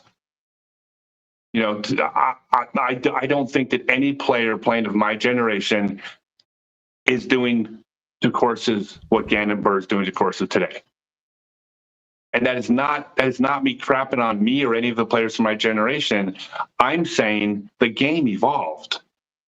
Like, of course they're playing better. Can you imagine if the players today, you have a pool of players 15 times as large, you're drawing from real athletes. I mean, not that there weren't real athletes, but you're drawing from you're drawing from people that are going single A baseball or the pro tour. I think I'll play disc golf. You have YouTube videos teaching people how to play. You have players starting at an early age. Back in my day, they wouldn't let kids go to disc golf courses because they didn't want them hanging out with disc golfers. You put all those things together, it would be bizarre if the players today weren't superior to the players of my generation. So you think that Gannon Burr is the most skilled player you've ever seen? I would say that he has to do more to step past Paul. Yeah, for sure. I am mesmerized when I watch Paul McBeth play today. Winning a shorter tournament is more difficult than winning a longer tournament, right? It's called regression to the mean. The larger sample size you have, the more likely you are to end up where you're supposed to end up. I mean, I led a world championships after 4 rounds in 1997 in Charlotte. Mm-hmm. Okay. Could I beat Ken Climo after 9.5 rounds? Clearly not. Could I beat Ken Climo in 1 round? All the time. 2 rounds? Not as often, but frequently. 4 rounds? Once in a while, but very rarely. 9 rounds? Never. So for a player to win world championships that are 4 or 5 rounds, it's absurd. But again, that doesn't mean Paul's better than Ken. Ken played at a different time. If Ken played today, I mean, Ken probably learns a sidearm if he started today. And maybe Ken has the best sidearm in the world. I mean, I wouldn't put it past him. How could you? What were you guys doing back during those times? Were you guys having other jobs on the side? Were you guys, like, we just got off with Joey Buckets, who just won this past week. And I basically was like, hey, if we said that tomorrow you have $1 million contract, what would you change? And he was like, nothing. He's like, I would still stay in this RV. I would still park in the parking lot at the tournament, and I would just play disc golf all the time. Like, were you guys able to do that back then? Were you able just to only think about disc golf and play disc golf and practice disc golf? So I wrote about this a lot, and this isn't just a plug, but my autobiography, Scott Stokely, Growing Up Disc Golf, I talk about this a lot. I was oops, hold on. Something just popped up on my screen. Oh, you're good. I was the 7th player to go on tour. And the thing that I did differently was I monetized my tour. I carried merchandise. I set up a Tournament Central. I started running clinics. I started running doubles events. So I actually was fine. I made money during the week, enough to be comfortable during the week. Now, comfortable doesn't mean staying in hotels. I wasn't that comfortable. But I could sit down at a restaurant and order the thing that looked good. I didn't have to necessarily pool my money after a while, but we started off doing that.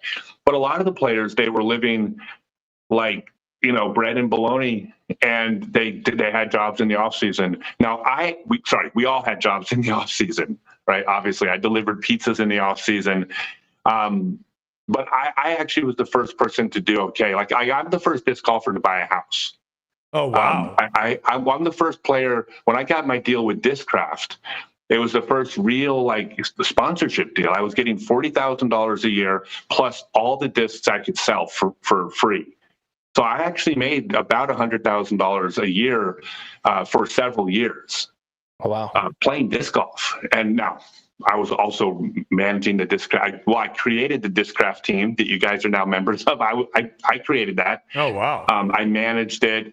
I did all the promotions. I did the advertising. I ran Discraft doubles events all over the country. So, I mean, this was not just playing disc golf. Sure. But no, the players that were just playing disc golf, anybody not named me or Ken it was rough. It was a labor of love. Yeah.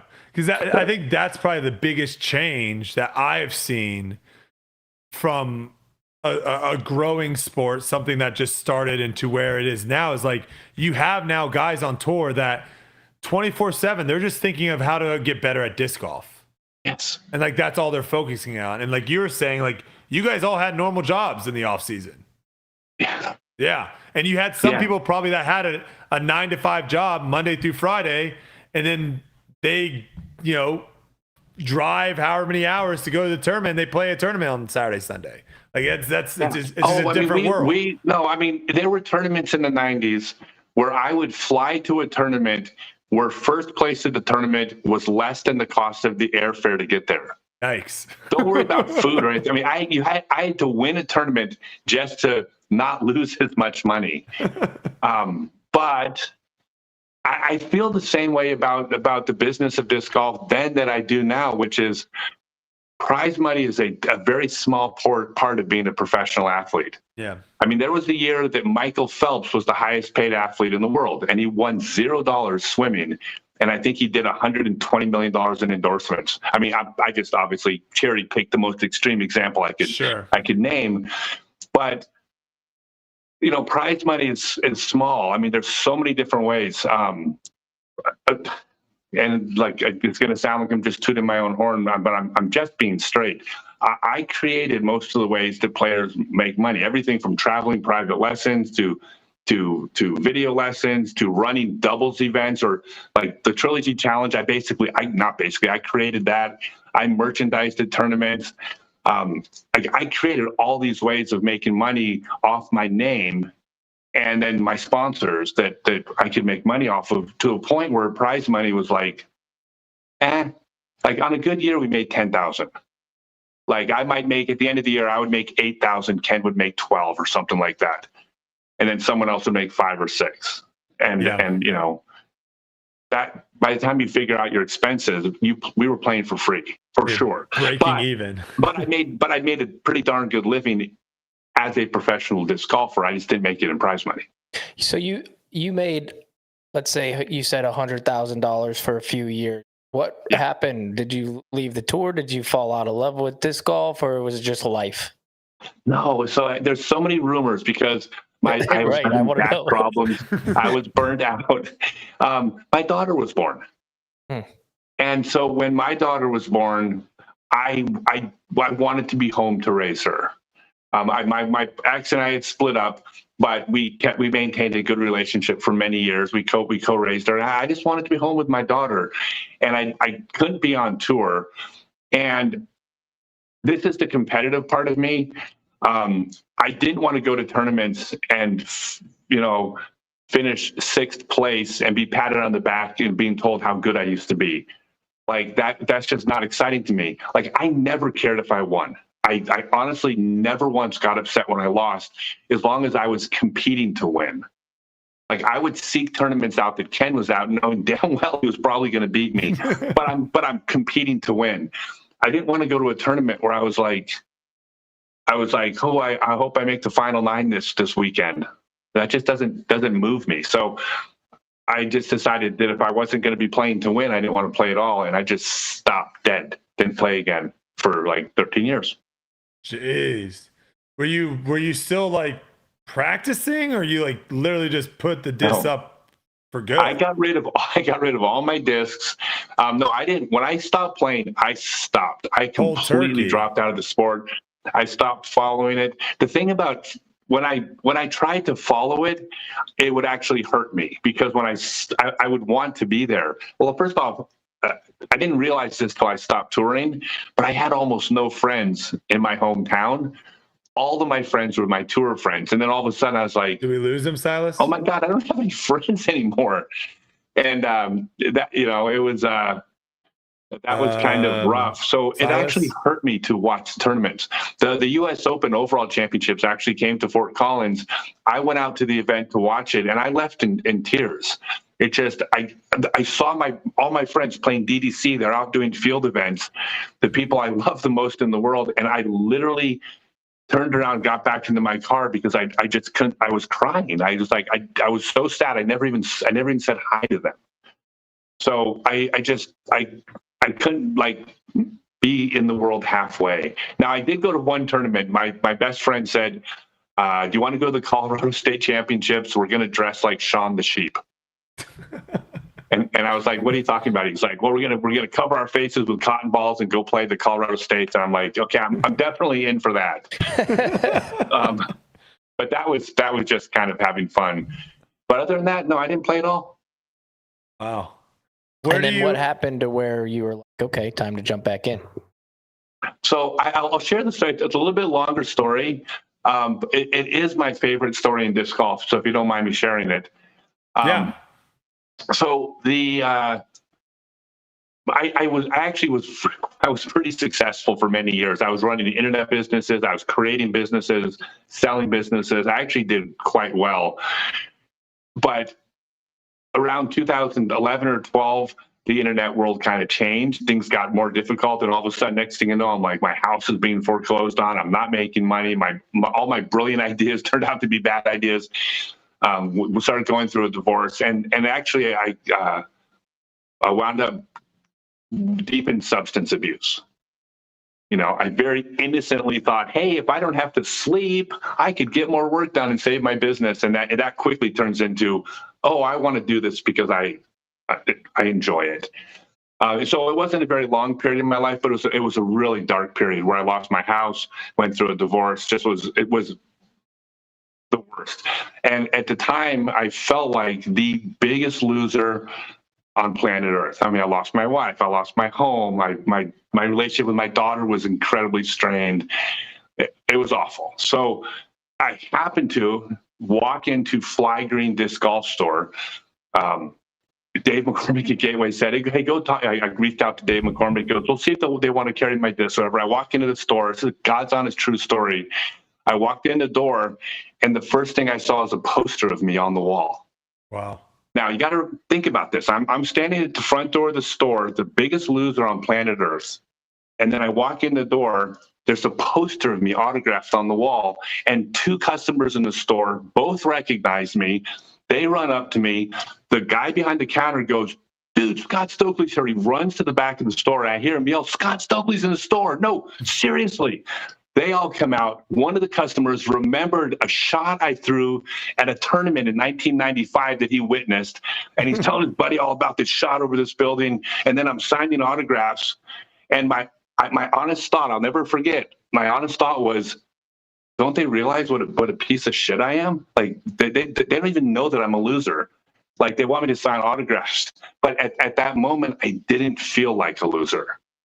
I felt like Scott Stokely. And then I realized that's the world I needed to be a part of. I needed something where I felt like somebody, because it certainly wasn't working in the world I was in.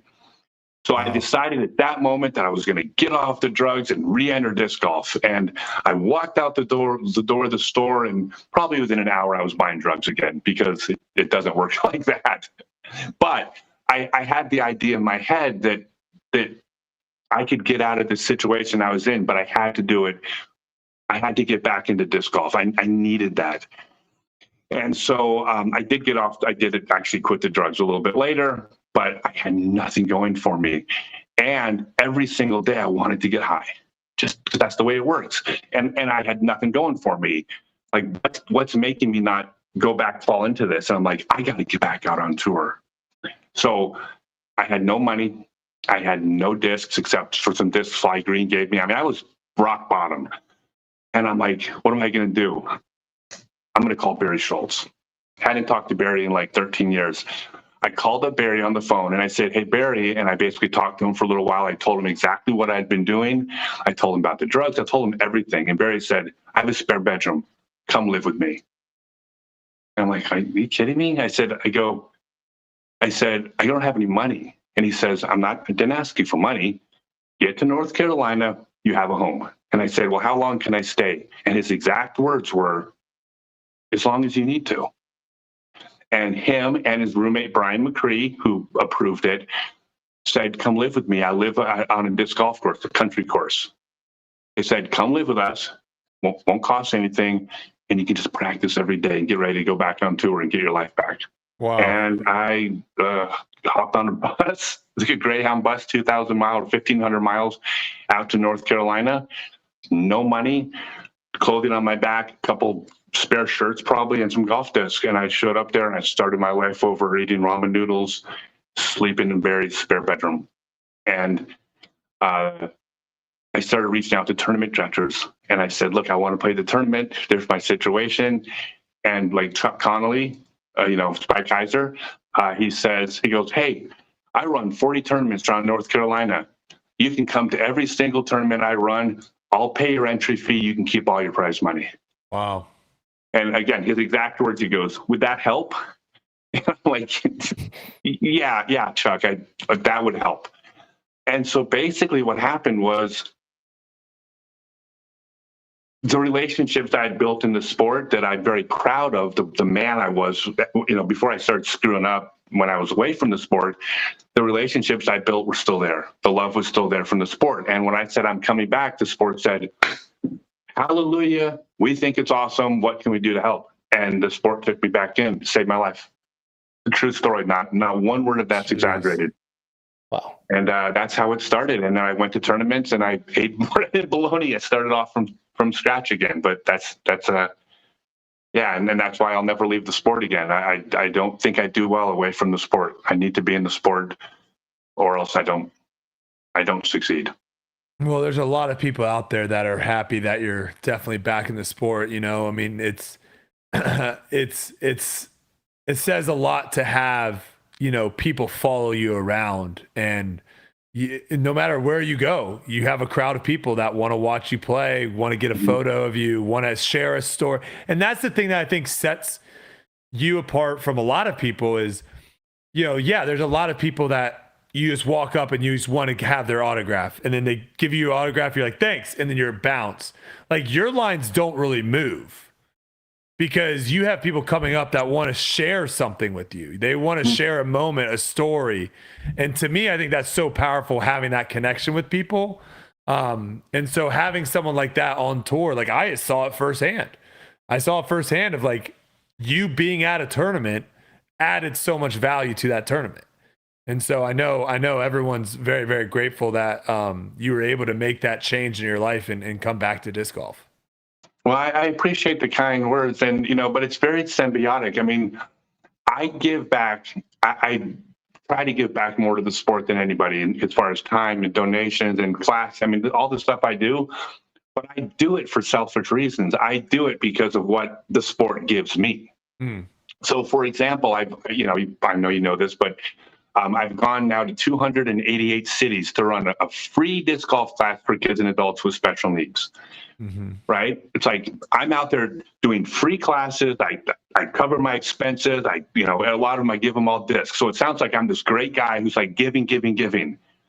But what you're not seeing is that the reason I started doing this was because when I came back to the sport, I had a lot of people say to me, oh man, I really look up to how far you throw, or I really look up to the fact that you played really well in 1997.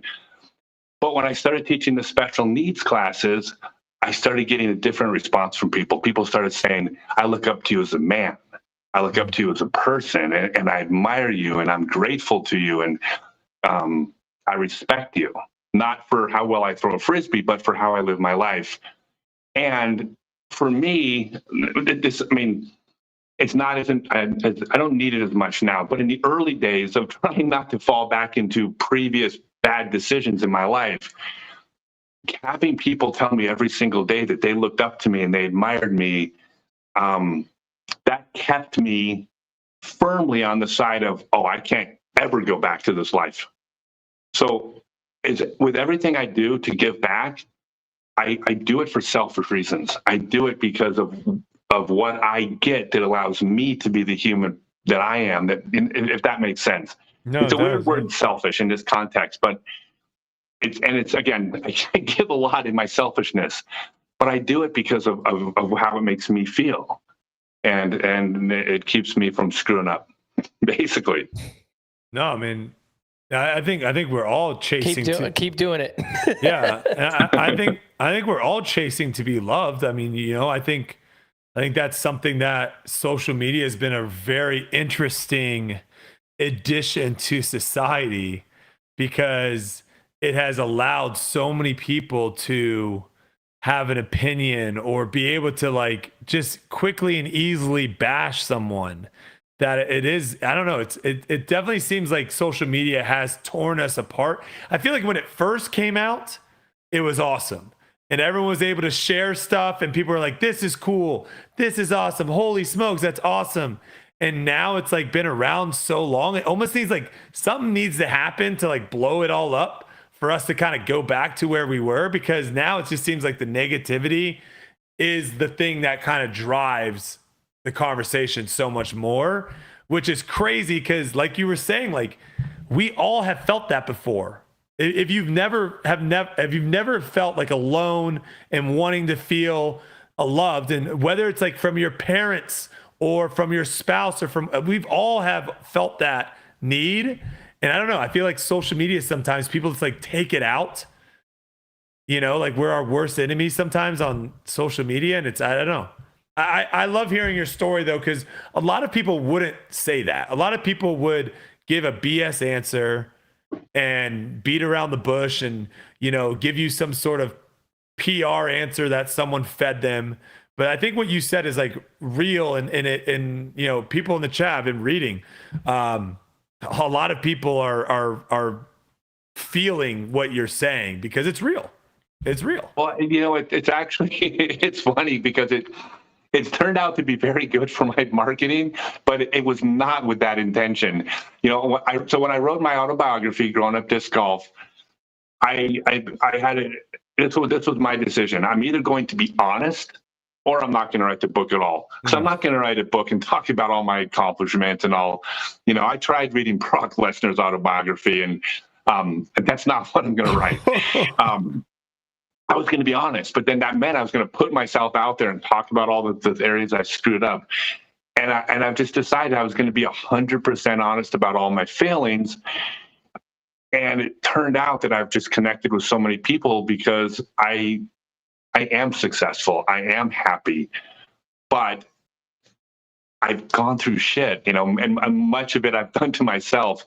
And I think everybody can relate to that. But I think a lot of people connect to the idea that, wait a second, I'm in shit right now, but I see that you got past it. Maybe this is something I could do too. But I didn't do it for that reason. But now that that's happening, I've connected with people in a way that is just different than like just a public figure. It means a lot to me. Yeah, because honestly, you probably would be a lot more popular on social media if you only showed your highlights, if you only showed your best moments, if you constantly were trying to tell people how awesome you are and how cool you are.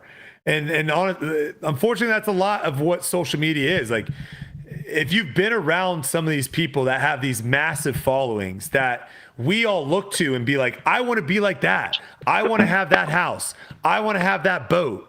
I want to have those vacations.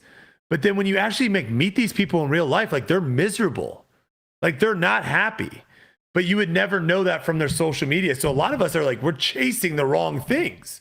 We're chasing something that has made this person miserable. And I don't know. To me, I love how raw you are and how you're just willing to say it like it is, without the worry of what people are going to think about you or the backlash or whatever it may be. I think there needs to be more people like that. There needs to be more people like that, because at the end of the day, I think we're setting up, especially kids, we're setting them up for failure by trying to show them something that isn't real. Mm-hmm. Like we all struggle. There's all things in our lives that we're all struggling with. It's not all roses and candies. I have a page, one of my pages, because I separate the disc golf world a little bit from the personal, but I have a page called Scott Stokely's Longest Drive. It's mostly Facebook, but that's where I talk about a lot of the non-disc golf stuff. And I even talked about things for like relationships and stuff. And it all comes from a place of like, I'm happy. I'm so happy, but it took so long to figure this stuff out. Like, God, if I'd only figured this out when I was younger. And so I try to share the things that I've learned along the way. And I, hey, maybe this is most people. Like, who knows anything when you're 20? Like, I thought I did, but I'm happier now than I've ever been. And yeah, I like sharing that. It makes me happy to share it. And then I got my group. Like, for example, on my ScottStokely.net/Discord, on my Discord server, every 2 weeks I do a live stream with everybody on there where we talk about physical health, and then we talk about mental health. I have two different, every 2 weeks we just get together and talk about depression or happiness. And it's just an open forum where we talk about these things because it helps people, for sure. And I'll even go a step further. I don't know if I'm supposed to say this, but it helps men.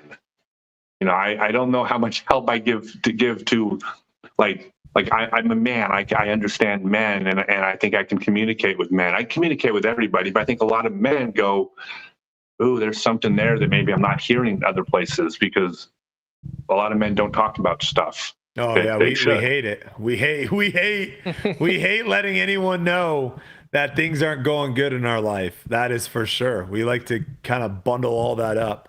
That's why, to me, like, Kelsey, my wife, has been such a lifesaver, because she is someone that I am not afraid to bring anything to.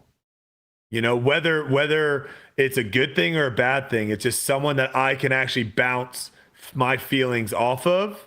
And I completely agree with you. Like, I don't know what it is, but like, growing up as guys, like, we never really talked about that. Like, everything always, if anyone ever brought up something that was like deep, we would always make fun of them, or like, do something to try to change the subject. Like, we never wanted to talk about deep stuff, but yeah, I mean, I don't know. I love it. I think I have this theory that for most guys, and I'm totally generalizing here, so don't clip this out and make me sound different than I am. It's a generalization, but I think a lot of men have the experience of opening up to their partners and having it used against them. Ooh. And when other men open up to groups of men, we crap all over them and we make fun of them. Yeah. However, when a man opens up to one man, his friend, it's okay.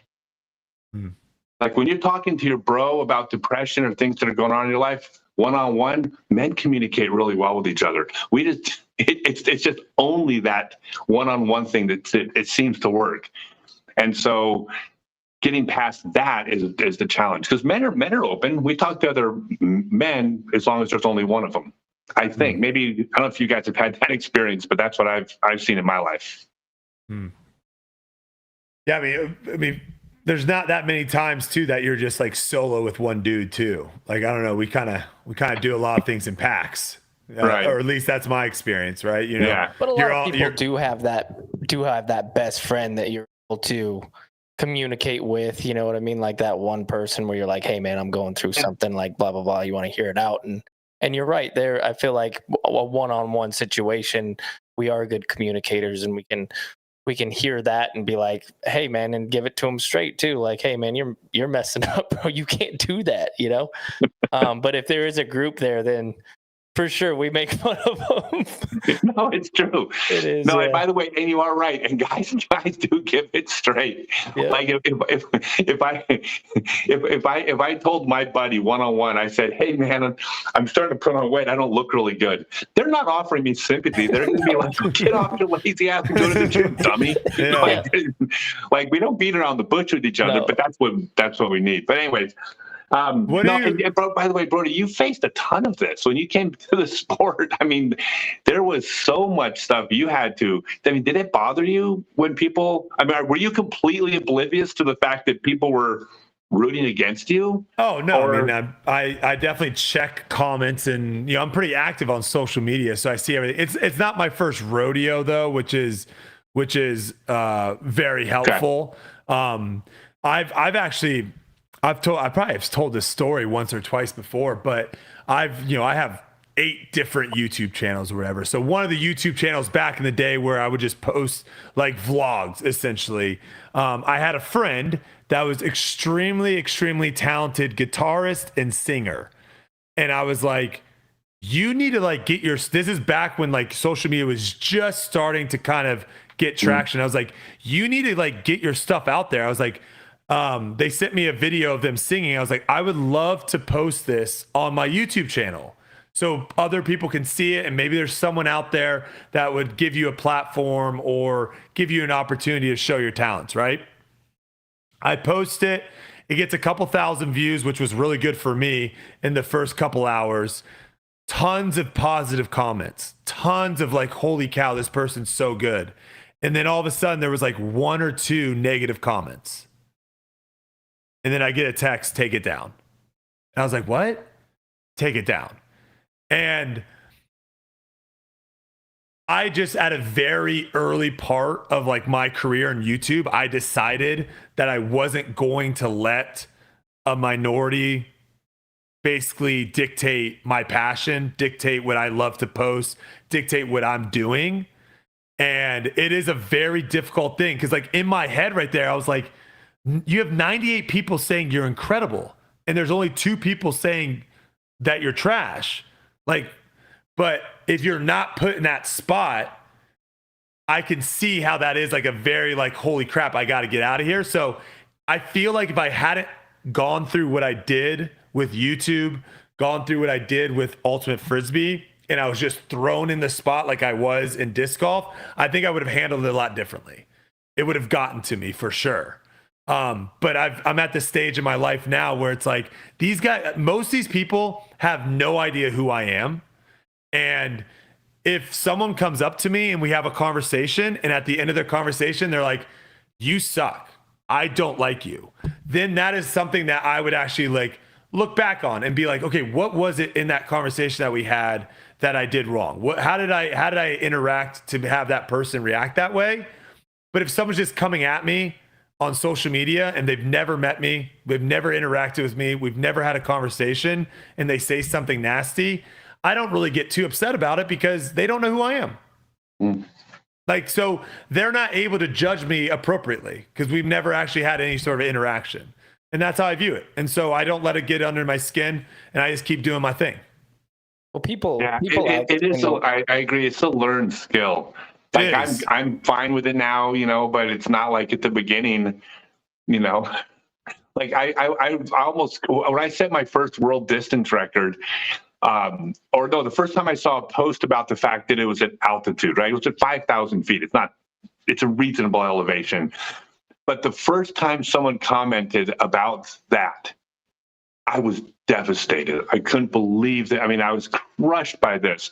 Meanwhile, everybody in the sport celebrating this accomplishment, and this one person that pointed out something that wasn't even inaccurate. I mean, they weren't even wrong. You know, I mean, but you say the same thing with an extra 3 miles an hour wind, right? It's a variable. But yeah, I remember being crushed. Where now it's like I wouldn't feel that way. It would be like, but you have to learn it though. And when you're 18 years old and you're brand new to the tour, I could see how it would be a little bit hard, especially when you're new. Uli, you got it too when you joined Jomez. Oh yeah. People didn't like me for sure right away. But I don't know. When you grow up in sports in general, I feel like that puts a little chip on your shoulder. If you're actually really competitive at other things, there's always different competitors trying to shut you down. And I've always had like pretty thick skin with all that stuff. I just think how crazy it is that people want to see you fail.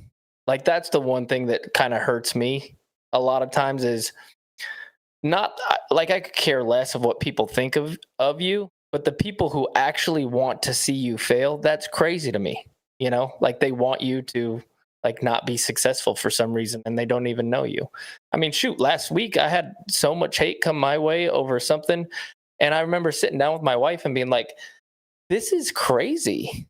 I'm like, I've had a clean slate my whole career. I have a tiny little mess up where an unfortunate thing happened to me. I break my shoulder and people are coming after me for this. and telling me that I'm a liar and that I did this and blah, blah, blah, blah. And they're not even there. And then I go down the rabbit hole of reading some of the comments and people being like, known him my whole life. This is what he does. And I'm like, holy cow, this is insane. But then it comes back to the fact of when you're put in, we're lucky enough to be here. First of all, we're lucky enough to have the haters. The haters are good. They make for interesting television, if anything. And I do feel sorry for this generation coming up into this because of how toxic it is. And if they don't have help or have good parents or have a good wife or somebody to kind of navigate them through, if they unfortunately do mess up one time, then that can be a really tough thing to go through a career with, because it can be really lonely. And so that's nice to hear Scott's story about how, the disc golf world saved him. And with the kids coming up with social media and everything, and maybe there's going to be things that people, like, let's just say Joey Buckets wins and there's a comment that's like, well, yeah, Macbeth wasn't there. You know what I mean? Like, those little things can hurt a little bit. This kid just won. Why would we ever shut something down like that? You know what I mean? Like, not a full field. Like, was it a win? You know what I mean? Like, those are real comments that people put out there and they believe them for some reason. How about we just like push our young generation up? You know what I mean? And celebrate. Well, and part of it though, because I spent a lot of time, I did take it upon myself in 2022. I probably took 40 of the touring players out to dinner, younger players, talking to them about branding, their careers, marketing, like, especially if I didn't see them, if they weren't doing something well, business wise, because I mean, I'm good at the business, just like Brodie, like I would say me and you have the most disproportionate incomes relative to our player rating. Yeah. Well, no, it just means we're skilled at the business part. That's not a bad thing. We have that is one of our skill sets that we utilize. So I talked to the kids about it. But one of the things that I've always told them is that when you're a professional athlete, you are a public figure. Like, if you don't want to be a public figure and get those comments, well, then you can choose another field. But if you're going to be a public figure, that's just the way it works. Tom Brady got booed in Denver, and Peyton Manning got booed at Foxborough every single time. And from everything I can tell, they're both pretty nice guys. It's just they're public figures, and it's sports. So I accept that that's part of my job. It's part of the responsibility of being a public figure, is that some people aren't going to like me. I don't think it's hopefully not that many, but it's not zero for sure. What advice would you give to maybe some of the people on tour now that, keep their social media very PR, their interviews are very just like bland. Like, there are a lot of people on tour that you don't really get any sort of, like, after hearing that story, if no one knew who you were or knew that story before, and you go out and you play, I bet you're going to have a lot of people rooting for you, right? Because you connected to them with that story. I think that's one of the biggest things lacking right now with disc golf is, yes, of course you have to have the skill that people are amazed by and want to see the skill of, holy cow, I can't believe they can throw that far, or they can putt that good. But another aspect is, like, there is that personal element of, like, actually wanting to really root for someone and have that connection with the player. Mm-hmm. And when you just don't give anything in your interviews, and when you're not really coming on podcasts and talking, when you're not doing anything to really form that, it makes the it makes the sport a little bit bland, in my opinion. So do you think players need to do that more often? For sure. So I've learned most of my marketing from professional wrestling. There you go. I'm an old school pro wrestling guy, but I look at pro wrestling as the most money made off a product that shouldn't be making anything, through how they market and package their product. I think they're better at marketing than anyone in the world. I mean, they're as big as professional sports, and they're cosplaying, right? Yeah. And that's respectful. I pro wrestle, so I respectfully say this, right? They're they're going through a lot. But the way pro wrestling works is typically the most successful pro wrestlers at marketing themselves are pro wrestlers who play themselves with the volume turned up to 11. So anytime some booker gives a pro wrestler, tells them to play a character that's not them, in other words, they're completely fake, they suck at it. If you're not funny, don't make your character funny. But if you are a drunk redneck from Texas, go be Stone Cold Steve Austin. If you're an arrogant celebrity, go be The Rock. That work. Ric Flair is Ric Flair when the cameras aren't rolling. So I tell the players it's basically the same thing. You don't have to go be the funniest person on social media if that's not your personality. Don't try to be the funny guy. But what is it about you that is you? Amplify and it. If it doesn't matter what it is. Take that thing that's you and then turn the volume up. So for me, for example, I love teaching. I love teaching disc golf. So I lean into that as heavily as possible. I'm going to be the best disc golf teacher in the world. And I know I'm sitting here with someone else who's one of the best disc golf teachers in the world. So I know you understand, but that is something that I've made part of my brand because it is who I am. I am a teacher at heart. If I wasn't a teacher at heart, I could not be a successful teacher. So I tell the players that too. If the thing you have going for you don't like talking on camera, you don't feel like you're charismatic, you're totally an introvert, but you throw the disc a mile, that's fine. But you need to make a ton of social media content if you throw in the disc a mile and lean into that, because that is what you do. And then That's good advice. Then everybody's got something, but do your something loud.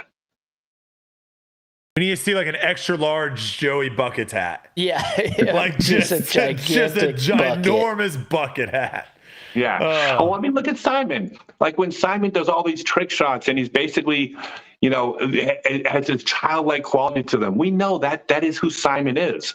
Simon couldn't pretend to be that. He never would have been as popular if that wasn't who he really kind of is. But he leaned into it and he built a brand around doing crazy shots and doing fun, silly stuff. And that's why it worked for him. Now, Paul Macbeth, it doesn't have the same personality. Well, Paul Macbeth was the greatest player in the world. So Paul Macbeth leaned into the Paul Macbeth brand. And the Paul Macbeth brand was this larger than life status. But he turned the volume up on that. I really think that's what works. Yeah, there was some people that were getting very popular on YouTube, Vine, some of these other platforms. They would like make a video, for example, that was kind of out of character for them. And it got a lot of views and it got a lot of attention. And so then they would make another video like that. And they could make another video. And then all of a sudden, like when they try to make the videos that they used to make or that they want to make, all their fans are like, no, we want this. And so now all of a sudden, like you were saying, like, if you don't love that, if you don't love what you're doing there, or you're doing something that's completely not you, you're kind of like stuck in this bubble of where now you just have to be this character that isn't even who you are. And you're like locked in there. And so like that was always my advice to people of when they're like, hey, I want to get into social media. What should I do? It's like, find what you love and you're passionate about and do that. Because if you start doing other stuff because like, that's the thing is, as much as people want to come after this podcast, which people have in the past, there are certain things that me and Uli do not care about. We do not really care about these silly stories, off the course, relationships, gossip, we don't really care about any of that stuff. So we don't really talk about it. But you know what gets a lot of views? That stuff. Like, look at one of our most popular views ever. It was Uli having to defend himself of his story in Europe. Like that stuff gets views. We could easily talk about Natalie Ryan every week and post out stuff that's going to get views. But we hate that. And so like to me tonight, knowing that you're on the podcast, knowing that Joey Buckets is on the podcast, like I was excited to sit down and talk to you guys. And so like, that's my biggest advice to everyone is literally do what you love and do what you're passionate. I think what you said is perfect. if you throw the disc really far and you suck at talking, don't talk. Just throw the disc really far and find cool things. Get a freaking get one of those flour, like the gallon flour bags, and hang it up and be like, and chuck the disc and blow that flour bag up in slow-mo. Yes, exactly. And then just look at the camera and put your shades on and walk off. Like, don't talk. You suck at talking. That's fine. Like, yeah, I mean, 100%. I think you can do it. I think my advice is something that I kind of live by. And if you start something, then do it 100% and don't stop. Don't stop. Don't quit. Because it's the people who do it a little bit and they're like, okay, this looks glorious. It looks like it's easy. But listen, coming and doing this podcast every Tuesday, sometimes Brodie and I don't want to do it. You know? I mean, come on now. I love talking about this golf. Sometimes the day before, like he just said, I was just on a podcast earlier. Some days you're going to be a little tired. Oh yeah, do it every single time, and don't All right, stop. So to just let me touch on that for 1 second. If either of you ever gets tired of doing this and you want a new co-host, I will throw my hat into the ring. I would absolutely I love to be or even be a guest co-host if you ever need a week off. So I want to push back a little bit on what you said though, because I agree about doing everything, mostly what you're saying, but I do think you do also have to listen to your audience a little bit. If you're not paying attention to what they want and what they don't want. So when I came back to the sport in 2014, I was like, well, I'm going to go do clinics because I'd already done 220 clinics all over the U.S. and I used to have all these world records, and I was really good back 20 or 15 years ago. And I would post about my clinics in these towns I was going to, and 6 people would show up because nobody remembered who I was. Apparently, people grow old and stop playing. And all the new players, like I wasn't making money. So I said, I need to put attention on myself somehow. This is like 2015. I got to bring attention to myself, but I'm like probably 970 rated. I'm not going to be setting any world records. I'm like, how do I stand out? And I said, I know I'm going to be the most outrageous person in disc golf. Now, I never did anything malicious. I never said a mean word to anybody, but I was doing stuff to be controversial. Again, not maliciously, but I would just be ridiculous. And I started getting a lot of attention and a lot of people followed me. None of those people were customers. I didn't make a dime doing any of that. So I was building an audience of people, but I wasn't building the type of audience that I wanted. They weren't the type of audience that were going to follow me and support my disc golf projects. They wouldn't have bought my discs. They liked laughing at my silly YouTube videos. So I took time. I actually backed off from the sport for 2 more years, saw my daughter off to college. And then when I came back, I'm like, I just completely distanced myself from all of that. Doesn't mean I was fake, and it doesn't mean I'm not silly and goofy now, but I said, I'm going to lean into being the best professional disc golf teacher.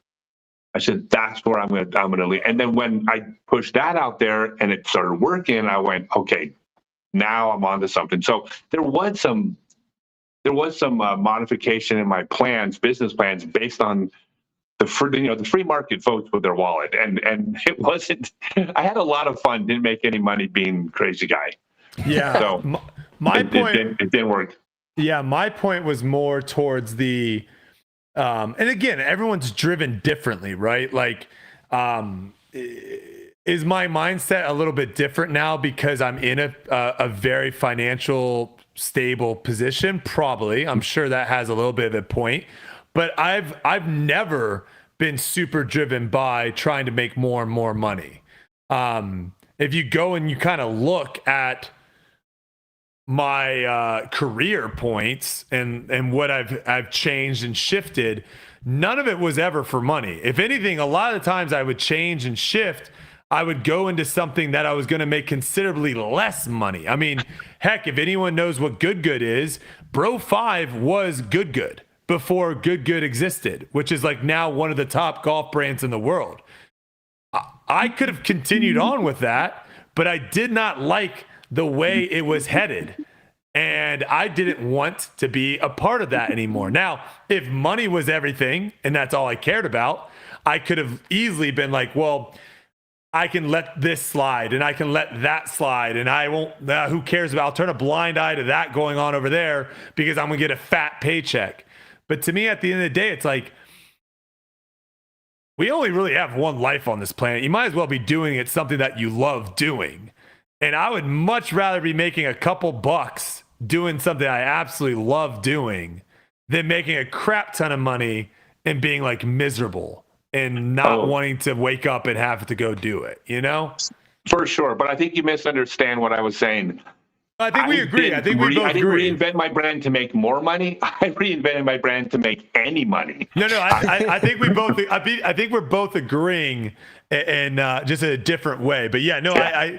You were basically saying like, hey, I'm down to try to figure out what to do to make money, and you were just living. Yeah. You were just kind of dipping your toes, but you never went a path of where you're like, oh wow, now every single time I have to start a YouTube video, I have to go, hey guys, Scott Stokely. Like you weren't putting on some weird thing of where people would meet you in person and be like, dude, what the heck? Like who are you? Like this is not who you were. So That's all I'm saying is a lot of people I think put this persona on or change who they are as a person, and then all of a sudden they get stuck because that's what brings them money. And if you're like an actor, I mean, sure, whatever. But a lot of times people, people act. No, people. Yeah, you're right. People connect. They definitely connect to who they are. Yeah. So I don't know. This was been a great interview though, Uli. This is absolutely. This was phenomenal. I guess. Well, do you have any new pet peeves? I guess it's been a while. Anything popping off? No, so I actually got here. I'm going to announce it. I'll announce something here. This is just an idea I had. So one of the pet peeves I always have is I don't like when I walk out the front door of my hotel and I have to walk through a cloud of cigarette smoke. Ooh. Now, before you think I'm being judgy, because I've openly talked about doing far worse than that in my life, I used to smoke cigarettes up until about 24 years ago. And actually quitting cigarettes was harder than quitting any other drug. That was the hardest drug to quit. Wow. Hands down. How'd you do it? Did you do like a patch or gum? I did. So what I did is I did the patches. I would never have been able to do it without the patches. I tried before, it never worked. I did the patches, which gave me enough to barely make it through the day, and then you taper off. So what is a patch? Is the patch literally just giving you nicotine through your skin? Yeah, you get you get the nicotine of either, it's like 7, 14, or 21 milligrams, which is like 7, 14, or 21 cigarettes. So like a full patch is like a pack a day. Oh, so you get the same amount of drug that you would get off a pack of cigarettes that day, but it's steady throughout the day. What you don't get is the habit of the action of smoking. Doing it. Okay. Okay. So let me back up. So the thing about smoking is people who smoke, and myself included when I smoked, there's an illusion that cigarettes make you feel good. And they don't make you feel good. What happens is that when you're withdrawing from cigarettes, your brain stops releasing dopamine and norepinephrine and what basically your brain is chemical deficit. So when you smoke, you get to baseline. So basically, if you were a smoker, Brodie, when you are jonesing for a cigarette and have a cigarette, you don't feel good. You feel the way you do right this minute. You just stop feeling bad. So the nicotine patch basically takes that edge away from you. So you never have that, oh my God, I feel awful. That's what the patches do. So I just announced like literally 2 hours ago on my Facebook page on August 29th this year, to celebrate my birthday, I thought, hey, how about if all my smoking friends out there, how about if we do a big international smoke out? And if you want to quit smoking, let's all quit smoking. Now, I don't smoke anymore, but I said, all my smokers, let's all quit smoking on August 29th. And we'll root each other on and hold each other accountable. And my idea is that if we do that, some of the people, like whenever you quit, it works for some people and doesn't for others, but it won't be zero. So my pet peeve of being annoyed by smokers, I was reminded of that this morning when I walked out of my hotel into a cloud of smoke, and that's where I got the idea of doing a smoke out on August 29th of this year. So if you go to my Facebook page, I'm going to start posting all about how, and by the way, I'm not telling anybody what to do. So I'm not telling you, you need to quit smoking. If you want to smoke, smoke. But if you want to quit, August 29th on my birthday, we're going to do a big smoke out, or we're going to root each other on and see if some of us can break the habit. Love that. Can I tell you why I don't like smokers? Why? Because when we go play bingo, there's a room for the smokers that's like separate. They always freaking win. It's always someone in smoking, because we play on these like little iPads, so you can play with like 100 cards, right? And you just have a ton of cards going. And when you're one away, it makes a little noise. So then everyone's like, and you're looking to see who's one away, and you're watching them to see. You never hear the ding in the smoker, so you think no one's close, and then all of a sudden, we have a winner in smoking, and you're like. So that's my pet peeve against smokers. I'm at an age that if you aren't aware of this is going to crack you up, because this was something when I was younger. But they used to have a smoking section on airplanes. So like the back 5 rows were where the smokers where you were allowed to smoke. But back in the 70s, probably 60% of people smoked. So 60% of the people on the plane throughout the flight would wind up in the back 5 rows, huddled together, smoking at the back of a commercial airliner. Did they have it like blocked off? No, they just had a vent. I was gonna say, do people not know how smoke dissipates through the air, or they're just assuming all of it went in the vent? No. I mean, there was a vent. But look, when 60% of people smoke and 60% of people have clothing that smells like they've been smoking, you don't really notice the smell of smoke because the airplane smells like an ashtray. But it doesn't even smell like an ashtray. It smells like an airplane because all airplanes smell like that. Yeah. Wait, so people just had like lighters on a plane? Back then? Yes. Jeez. There wasn't even security back then. You would just walk onto a plane. I'm not kidding. You walk straight on. You go on and take. Hey, can I tell you just a complete aside story? Go for it. You want to hear just a bizarre story, not related to anything except airlines? So I'm adopted, and I've known in my whole life that I was adopted. And a couple of years ago, I did the 23andMe thing. And then it turns out I found a brother that I never knew I had, who I've now met a couple times and spent time with, and so it was really neat. But usually when people find their birth family records, it's usually like, oh yeah, my family lived on a farm in Iowa for 4 generations, and like that's it, right? Well, my birth dad, it's my dad and my grandpa. My birth grandpa spent 1.5 years in the federal penitentiary for a $7 million fraudulent airline ticket scam, which is like $25 million. So apparently my grandpa was printing fake airline tickets and selling them all over the country and went to the penitentiary. And I'm like, that is such a way cooler story than like my grandpa had a farm in Iowa. Oh, because back then you would just like flash your ticket. There was no scanning. It was printed. There was no internet or anything. But look, back then when you bought a plane ticket, the credit card, it wasn't connected to a bank. You took a credit card, you put on a piece of thing with a carbon paper underneath, you slid this thing over the card, which imprinted the card on the piece of paper. Oh, I've seen that, yeah. Every day the airline company would mail a stack of these to like American Express, who would then itemize them and send them to banks, and like 4 weeks later they'd get their money for them. I mean, that's the way the world worked. So yeah, so the idea of having an airline ticket that just had your name printed on it was not, I mean, it clearly was working. They got busted for like $7 million worth of them. Oh my gosh, that is crazy. No, by the way, it's probably the strangest topic ever talked about on the Tour Life podcast. But no, I love a good scandal. There was someone in John Rahm's neighborhood that just got swatted a massive scam. I think it was some sort of like cell phone scam of where it was like in the billions of dollars that they were like scamming people out of money. And there was like some raid that went down in his house in this like beautiful neighborhood of where everyone just thought this guy was a well-off dude. And it turned out he was just a huge con artist for years. And he finally got caught. I love myself a good con artist story. I love it. That's crazy. You got a good con artist? Definitely.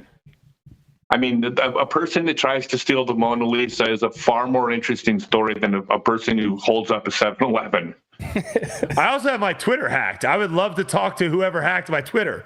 I think that would be a great interview on the podcast too. So open invite to the Twitter hack. Yeah, try. Please let me know how many MacBooks. Guys, if you ever want a day off and want to co-host, I would absolutely. Well, Uli's about to be a dad, so there's a good chance that Uli might. Chance that Uli next week might be out. So if you want to jump on the World's preview, you might be a great person to have on it because I think we're probably going to try. I'll probably be in. Well, I'll definitely be in. Silas, we'll probably be set up at the new place, right? For the pod? Yeah, so we'll probably have some guests come on, and having you as a co-host would be awesome. I would love that.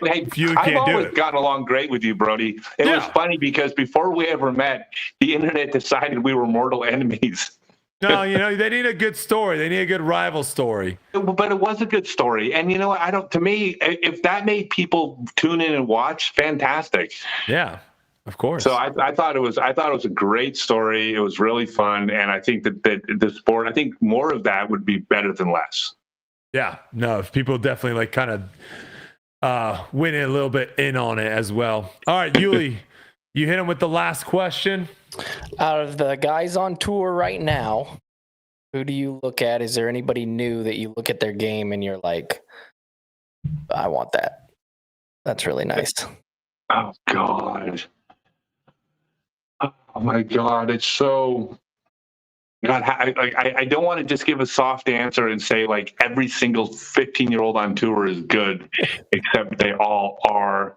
I think that, and this is a top 20 player, but I think Cole Redolin is one of the players that could be a number one player in the world. I'm going to say. And again, I've been super impressed with Emily Weatherman, but I'm going to go with Ellie-Ezra. Ooh. Okay. And that's not me being politically correct because it's FPO. I think Ellie-Ezra has the potential to change the game. And I would say out of MPO and FPO, I would say Ellie's the only person that I could see literally changing the game. Like I look at Ellie-Ezra as the first figure skater to do a triple, and then looks at the world and says, if you don't do triples, I win. And I think that can happen. Now, unfortunately for Ellie, there's so many talented players out there. They're going to learn how to do triples, and they're going to keep up. But I think that Ellie-Ezra is probably the most exciting, like, person. I think she could win a tournament and then just keep winning. Fascinating. Great answer. Yeah, no, watching her throw, it definitely she definitely stands out compared to a lot of other people. And so it'll be fascinating to see 10 years from now, like we were talking about the forehand. No one was throwing the forehand. Now you look at tour, like pretty much everyone has a 350-foot forehand. A lot of people have a 400+ forehand. Like, are we going to see that in FPO 10 years from now? Are we just going to see like every girl look like they're throwing hard, Yes. Yeah, I think you absolutely will. And it's such a weird thing because the biology doesn't change. Like that's not how evolution works. It doesn't change one generation to the next. And I think the technique in the FPO is very, very good. But there's something about somebody doing something that just makes everyone else go, oh, I can't do that. And once they realize they can do it, everyone's ceiling gets higher. Yeah. I think Ellie-Ezra is going to bring the entire field up behind her. I also really like her as a person. I've gotten to know her, and I'm every time I see her, I'm like, I'm your biggest fan because I kind of am. But yeah, I think Ellie and then God, there's an MPO. Who knows? They're all great. Well, wasn't it like the 4-minute mile? Like no one could break the 4-minute mile, and as soon as the first person broke the 4-minute mile, like within the next year or two, tons of people were just breaking it because all of a sudden, like you said, someone had to do it first, and then it puts that thought in their idea of like, oh, this is actually possible.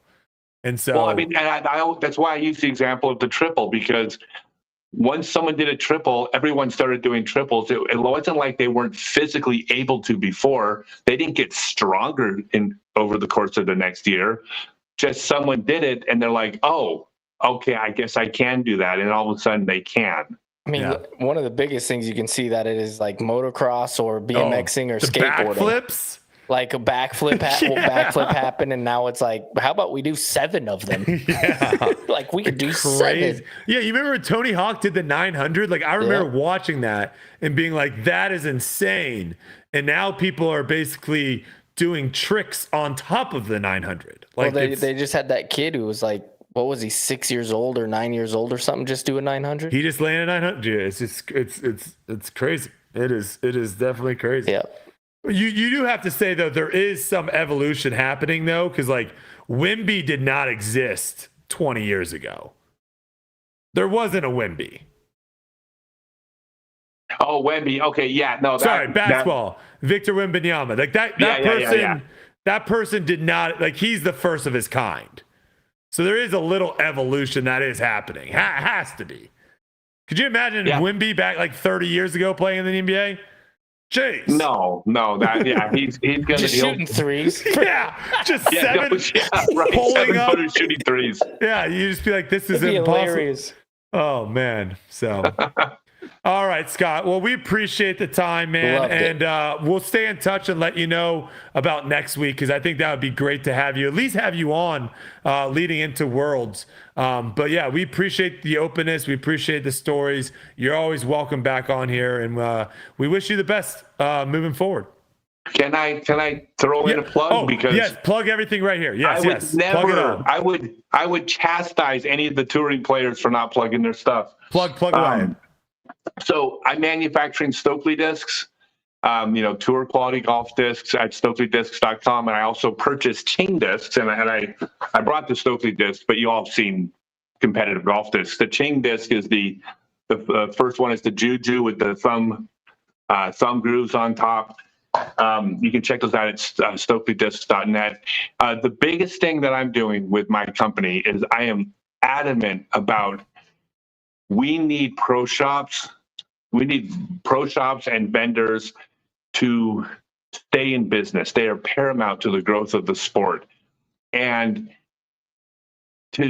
for this to happen, I think the culture of the sport needs to change. And I think people need to understand that when they shop local and they shop from their local pro shop or vendor or even club, they're not doing it to be nice. It's not altruism. The reason you buy discs at your local pro shop and vendor is because these are the people that are running tournaments. These are the people that are putting courses in the ground. They're running leagues. They're teaching classes. They're going to schools and growing the sport locally. So these are the people that are making the sport good for you in your hometown. So if you are buying discs, so for example, if you're in a town where they sell Stokely discs, don't buy from my website. I'll make this sale when I sell to the store. If you want to support me, buy my discs, but buy them from the local store, because if you keep that person in business, they will make the sport better for you in your town. And that's the biggest thing I'm trying to push is support local vendors and local retailers, because look, every manufacturer in the sport, down to Discraft, and I mean they've all done so many great things to grow the sport. I'm not taking away from anything any of these manufacturers have done. They've donated millions of dollars, and we wouldn't be where we were without them. But in your town, no manufacturer does as much for the sport in your town as your local pro shop vendor or club is doing. So support those local businesses in your town. It's in your best interest. And then ultimately, it's in the best interest of disc golf, because they're growing the sport locally, which is what's growing the sport globally. So support local. That's my plug. I'm going to plug the pro shops, not my discs. Heck yeah. Love it. That Juju, man, my dad and I, that was like my third putter that I ever got. And me and my dad were convinced it was better in the wind because it had the dimples like a golf ball. Right. We were convinced. Like I made my first ever probably 45 footer with that disc in the wind. And that's all I'd use in the wind. Do you know what it was called? Let me make a pitch about this disc. So it's hard to see right here. Do you know what it was called before the Juju? Before it was called the Juju, it was called the Mojo. The Mojo, but someone owned the name Mojo. Yeah. So there's 9 different thumb divots on the top, but the 5 of them are 5 different distances from the rim, which is you could choose where your thumb goes, how far from the rim. From everything I can tell, and I've thrown Ching discs. Well, I own the company now. I own all 8 original molds. Not all of them have like thumb grooves. I don't believe these affect the flight. What the thumb grooves do is, with every other golf disc made, you got tons of stuff to hang on to on the bottom of the disc. But the top of the disc, you're always required to use friction and friction alone with your thumb to the disc. The thumb grooves add a little bit of a ridge to allow you to grip the disc a little easier. And the biggest challenge for me with Ching discs, and thank you for the plug, Uli, by the way, on this disc, the biggest challenge is there's been a lot of really interesting, innovative ideas in disc golf, and honestly, most of them are gimmicks. I mean, hats off to trying new creative ideas, but most of them, they didn't work and they're silly. This is not a gimmick.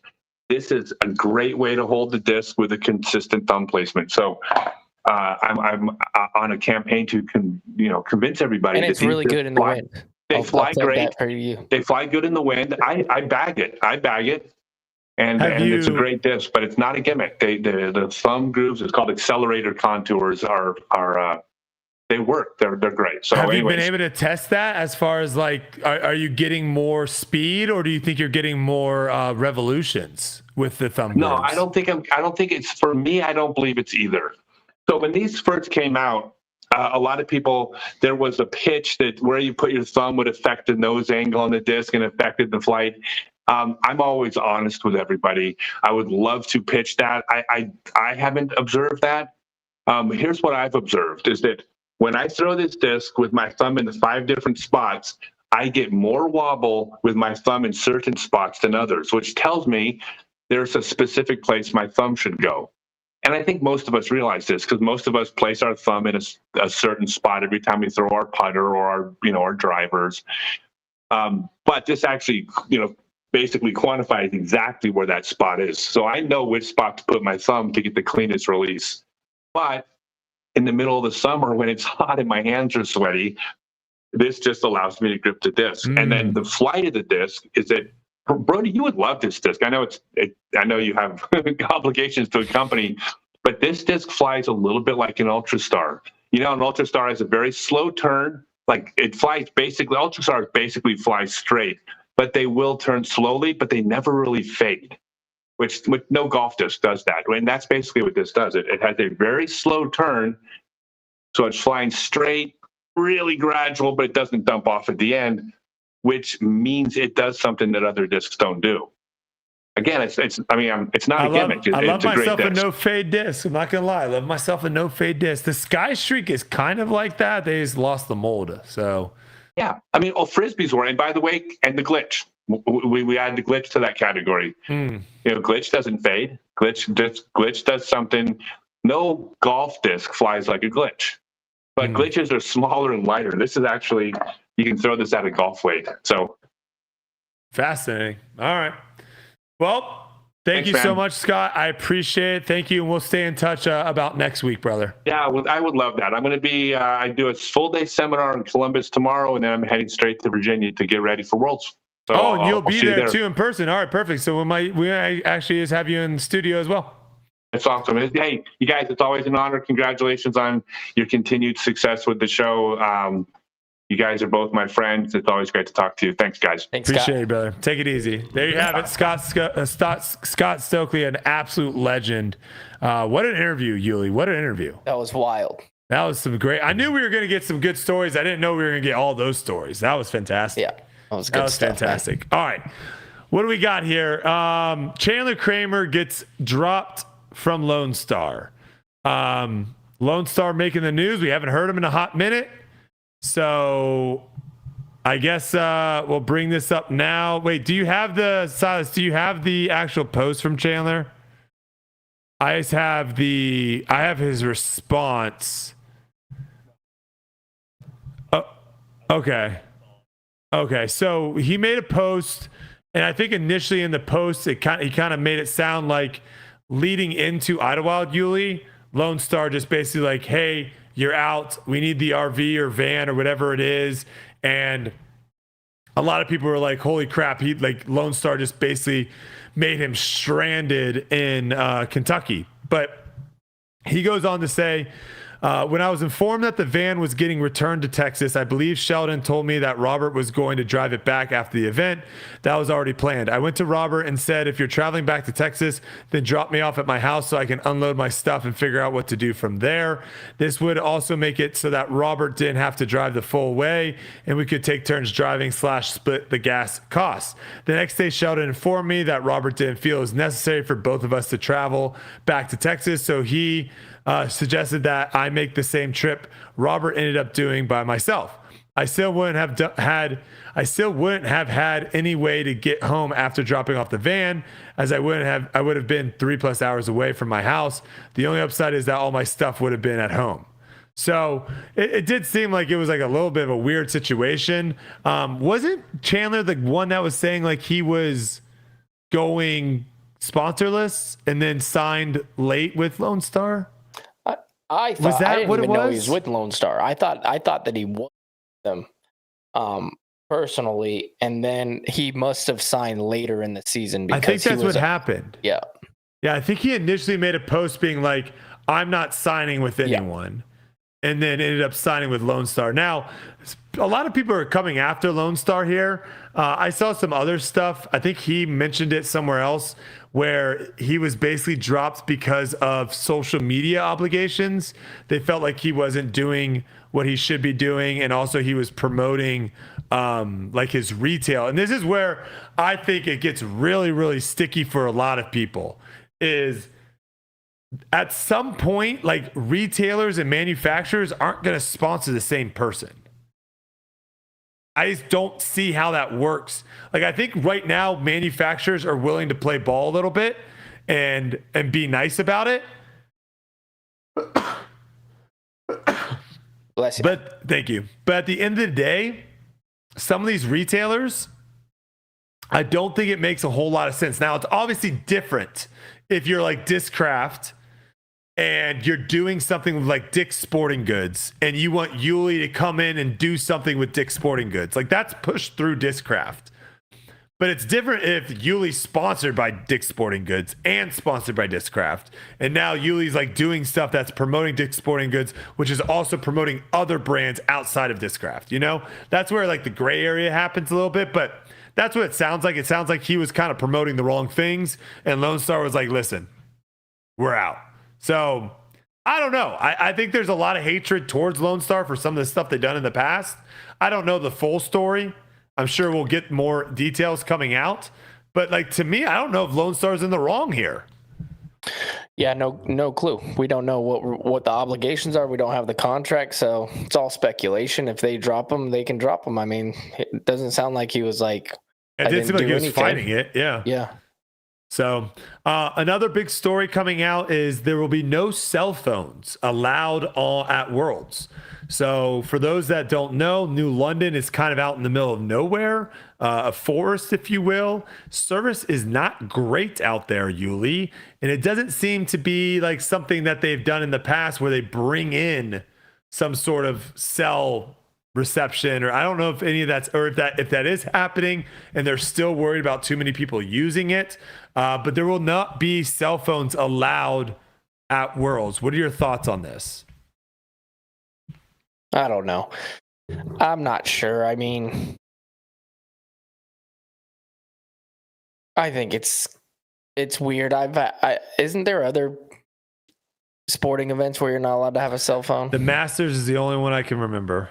So there's the Masters, And then, like, but they some do dark- that so that you can't get footage of the place and stuff. It's not because of cell phones Correct. stuff. So They want to keep it. They want, and also it's also if I've never been, but talking to the people that have gone, it's unlike any other sporting event. Everyone is locked in. No one's on their phone, sending a text, watching YouTube. It's a completely different vibe. yeah.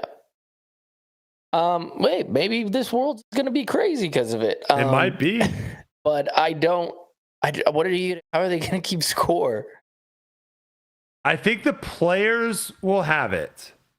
So if you're a player, you're allowed to have it. I think players, I'm assuming. It's just spectators. Yes, it's just spectators and fans and all that. So we'll see. It sucks. Pete Wheat says, bring your Polaroid. Polaroid, that's pretty good. That's funny. Yeah, it's a different thing nowadays because family obligations, somebody needs to get a hold of you. Like it's more of like it's just part of your life. So not having that it's kind of weird to me for somebody. It'd be definitely different, right? Like I know talking to, again, people that have gone to the Masters, they will say like, hey, let's meet up at this tower at 1:00. And like, that's how you get back with people. Yeah. It's like you have like the olden certain days. Yeah, you have certain times where like, I'll see you there at 1:00, and then you get there at 1:00. So I don't know. We'll see how it goes. It does sound like they're going to be doing bag checks and stuff like that so that people can't like sneak them in. But this is obviously all for the service. Yeah. They're worried about the service not being crisp. And so this is to provide crisp service. A few listener questions here. This one says, there is a great deal of dislike towards the PDGA. Why are major wins valued higher than Pro Tour wins when we pretty much all agree Pro Tour events are run better and more consistent than PDGA events? Well, when unfortunately, it's whoever owns the M. That's what's going to be important in sports. There's no, like, that's invaluable. So if it was for $2,000 for first place and that's what all the majors were for, you'd probably see every single person show up. Yeah, because we don't really talk too much about how many Pro Tour championships someone has, and that's the biggest cash. Yeah. That's the biggest purse. Yeah, there's definitely levels to that. Like Paul has probably 30 or something or more Pro Tour wins. Or Elite Series wins. It basically gets to the point of once you've won on the Elite Series, that's kind of an over thing. You're that good. Win multiple in a season, player of the year, and then major. This one says Innova has reportedly partnered with Discsport out of Estonia to form Innova Europe. With the location being Tatar and Silver Lot's hometown, is this a sign that they'll sign them or at least are going after them for the Innova team? I mean, anybody would be smart to go after Kristen Tatar. So yeah, I don't know. I don't know if that's a sign, but I don't think they're connected. I think Innova sees there is growth happening over in Europe, and they're trying smart of Kristen though, probably to go to Innova. If they're manufacturing discs right out of her home country. Yeah, I mean, I think for her too, I mean, there's probably a lot of factors that go into it for sure. Yeah. But all right, last question here. This is a great question. If you got one mulligan, Uli, per hole, how many elite and majors would you win this year? One mulligan per hole? Yeah. I would win every time. You're never losing? I would never lose, I don't think. One every hole? That's crazy, dude. You just get one. One every hole, though. And you have to take it. So if it's a worse shot, you have to take it. I still think I win. That would be a good video. Is like what would you shoot if you had one mulligan? Because you have to be so...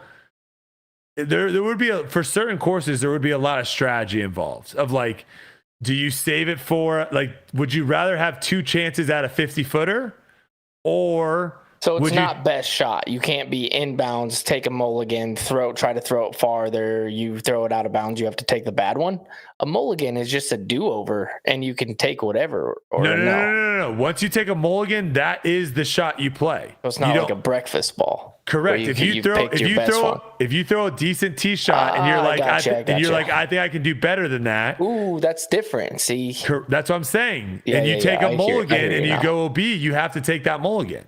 So there's strategy involved of like when you want to use it. If I got a mulligan on every hole, though, dude, I don't. Like you think you're winning Champions Cup with a mulligan on every hole out at Northwood? Yeah, I mean, I took 20th. I probably only lost by 10. I get 70 mulligans. That's insane, bro. I have to say yes. That is a lot of mulligans. That's insanity.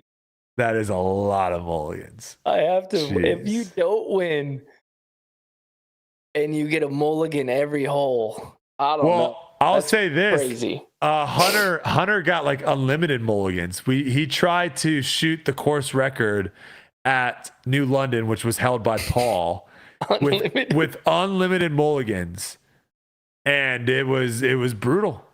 Because there was like certain holes where it's like he's like, I have to birdie this hole, because there was other holes where he knew he wasn't going to be able to birdie. I highly recommend everyone go to Foundation Disc Golf and look up that video. He was stuck on like, I want to say hole 4. He was like on the side hill lie and it had just rained, so the footing wasn't great.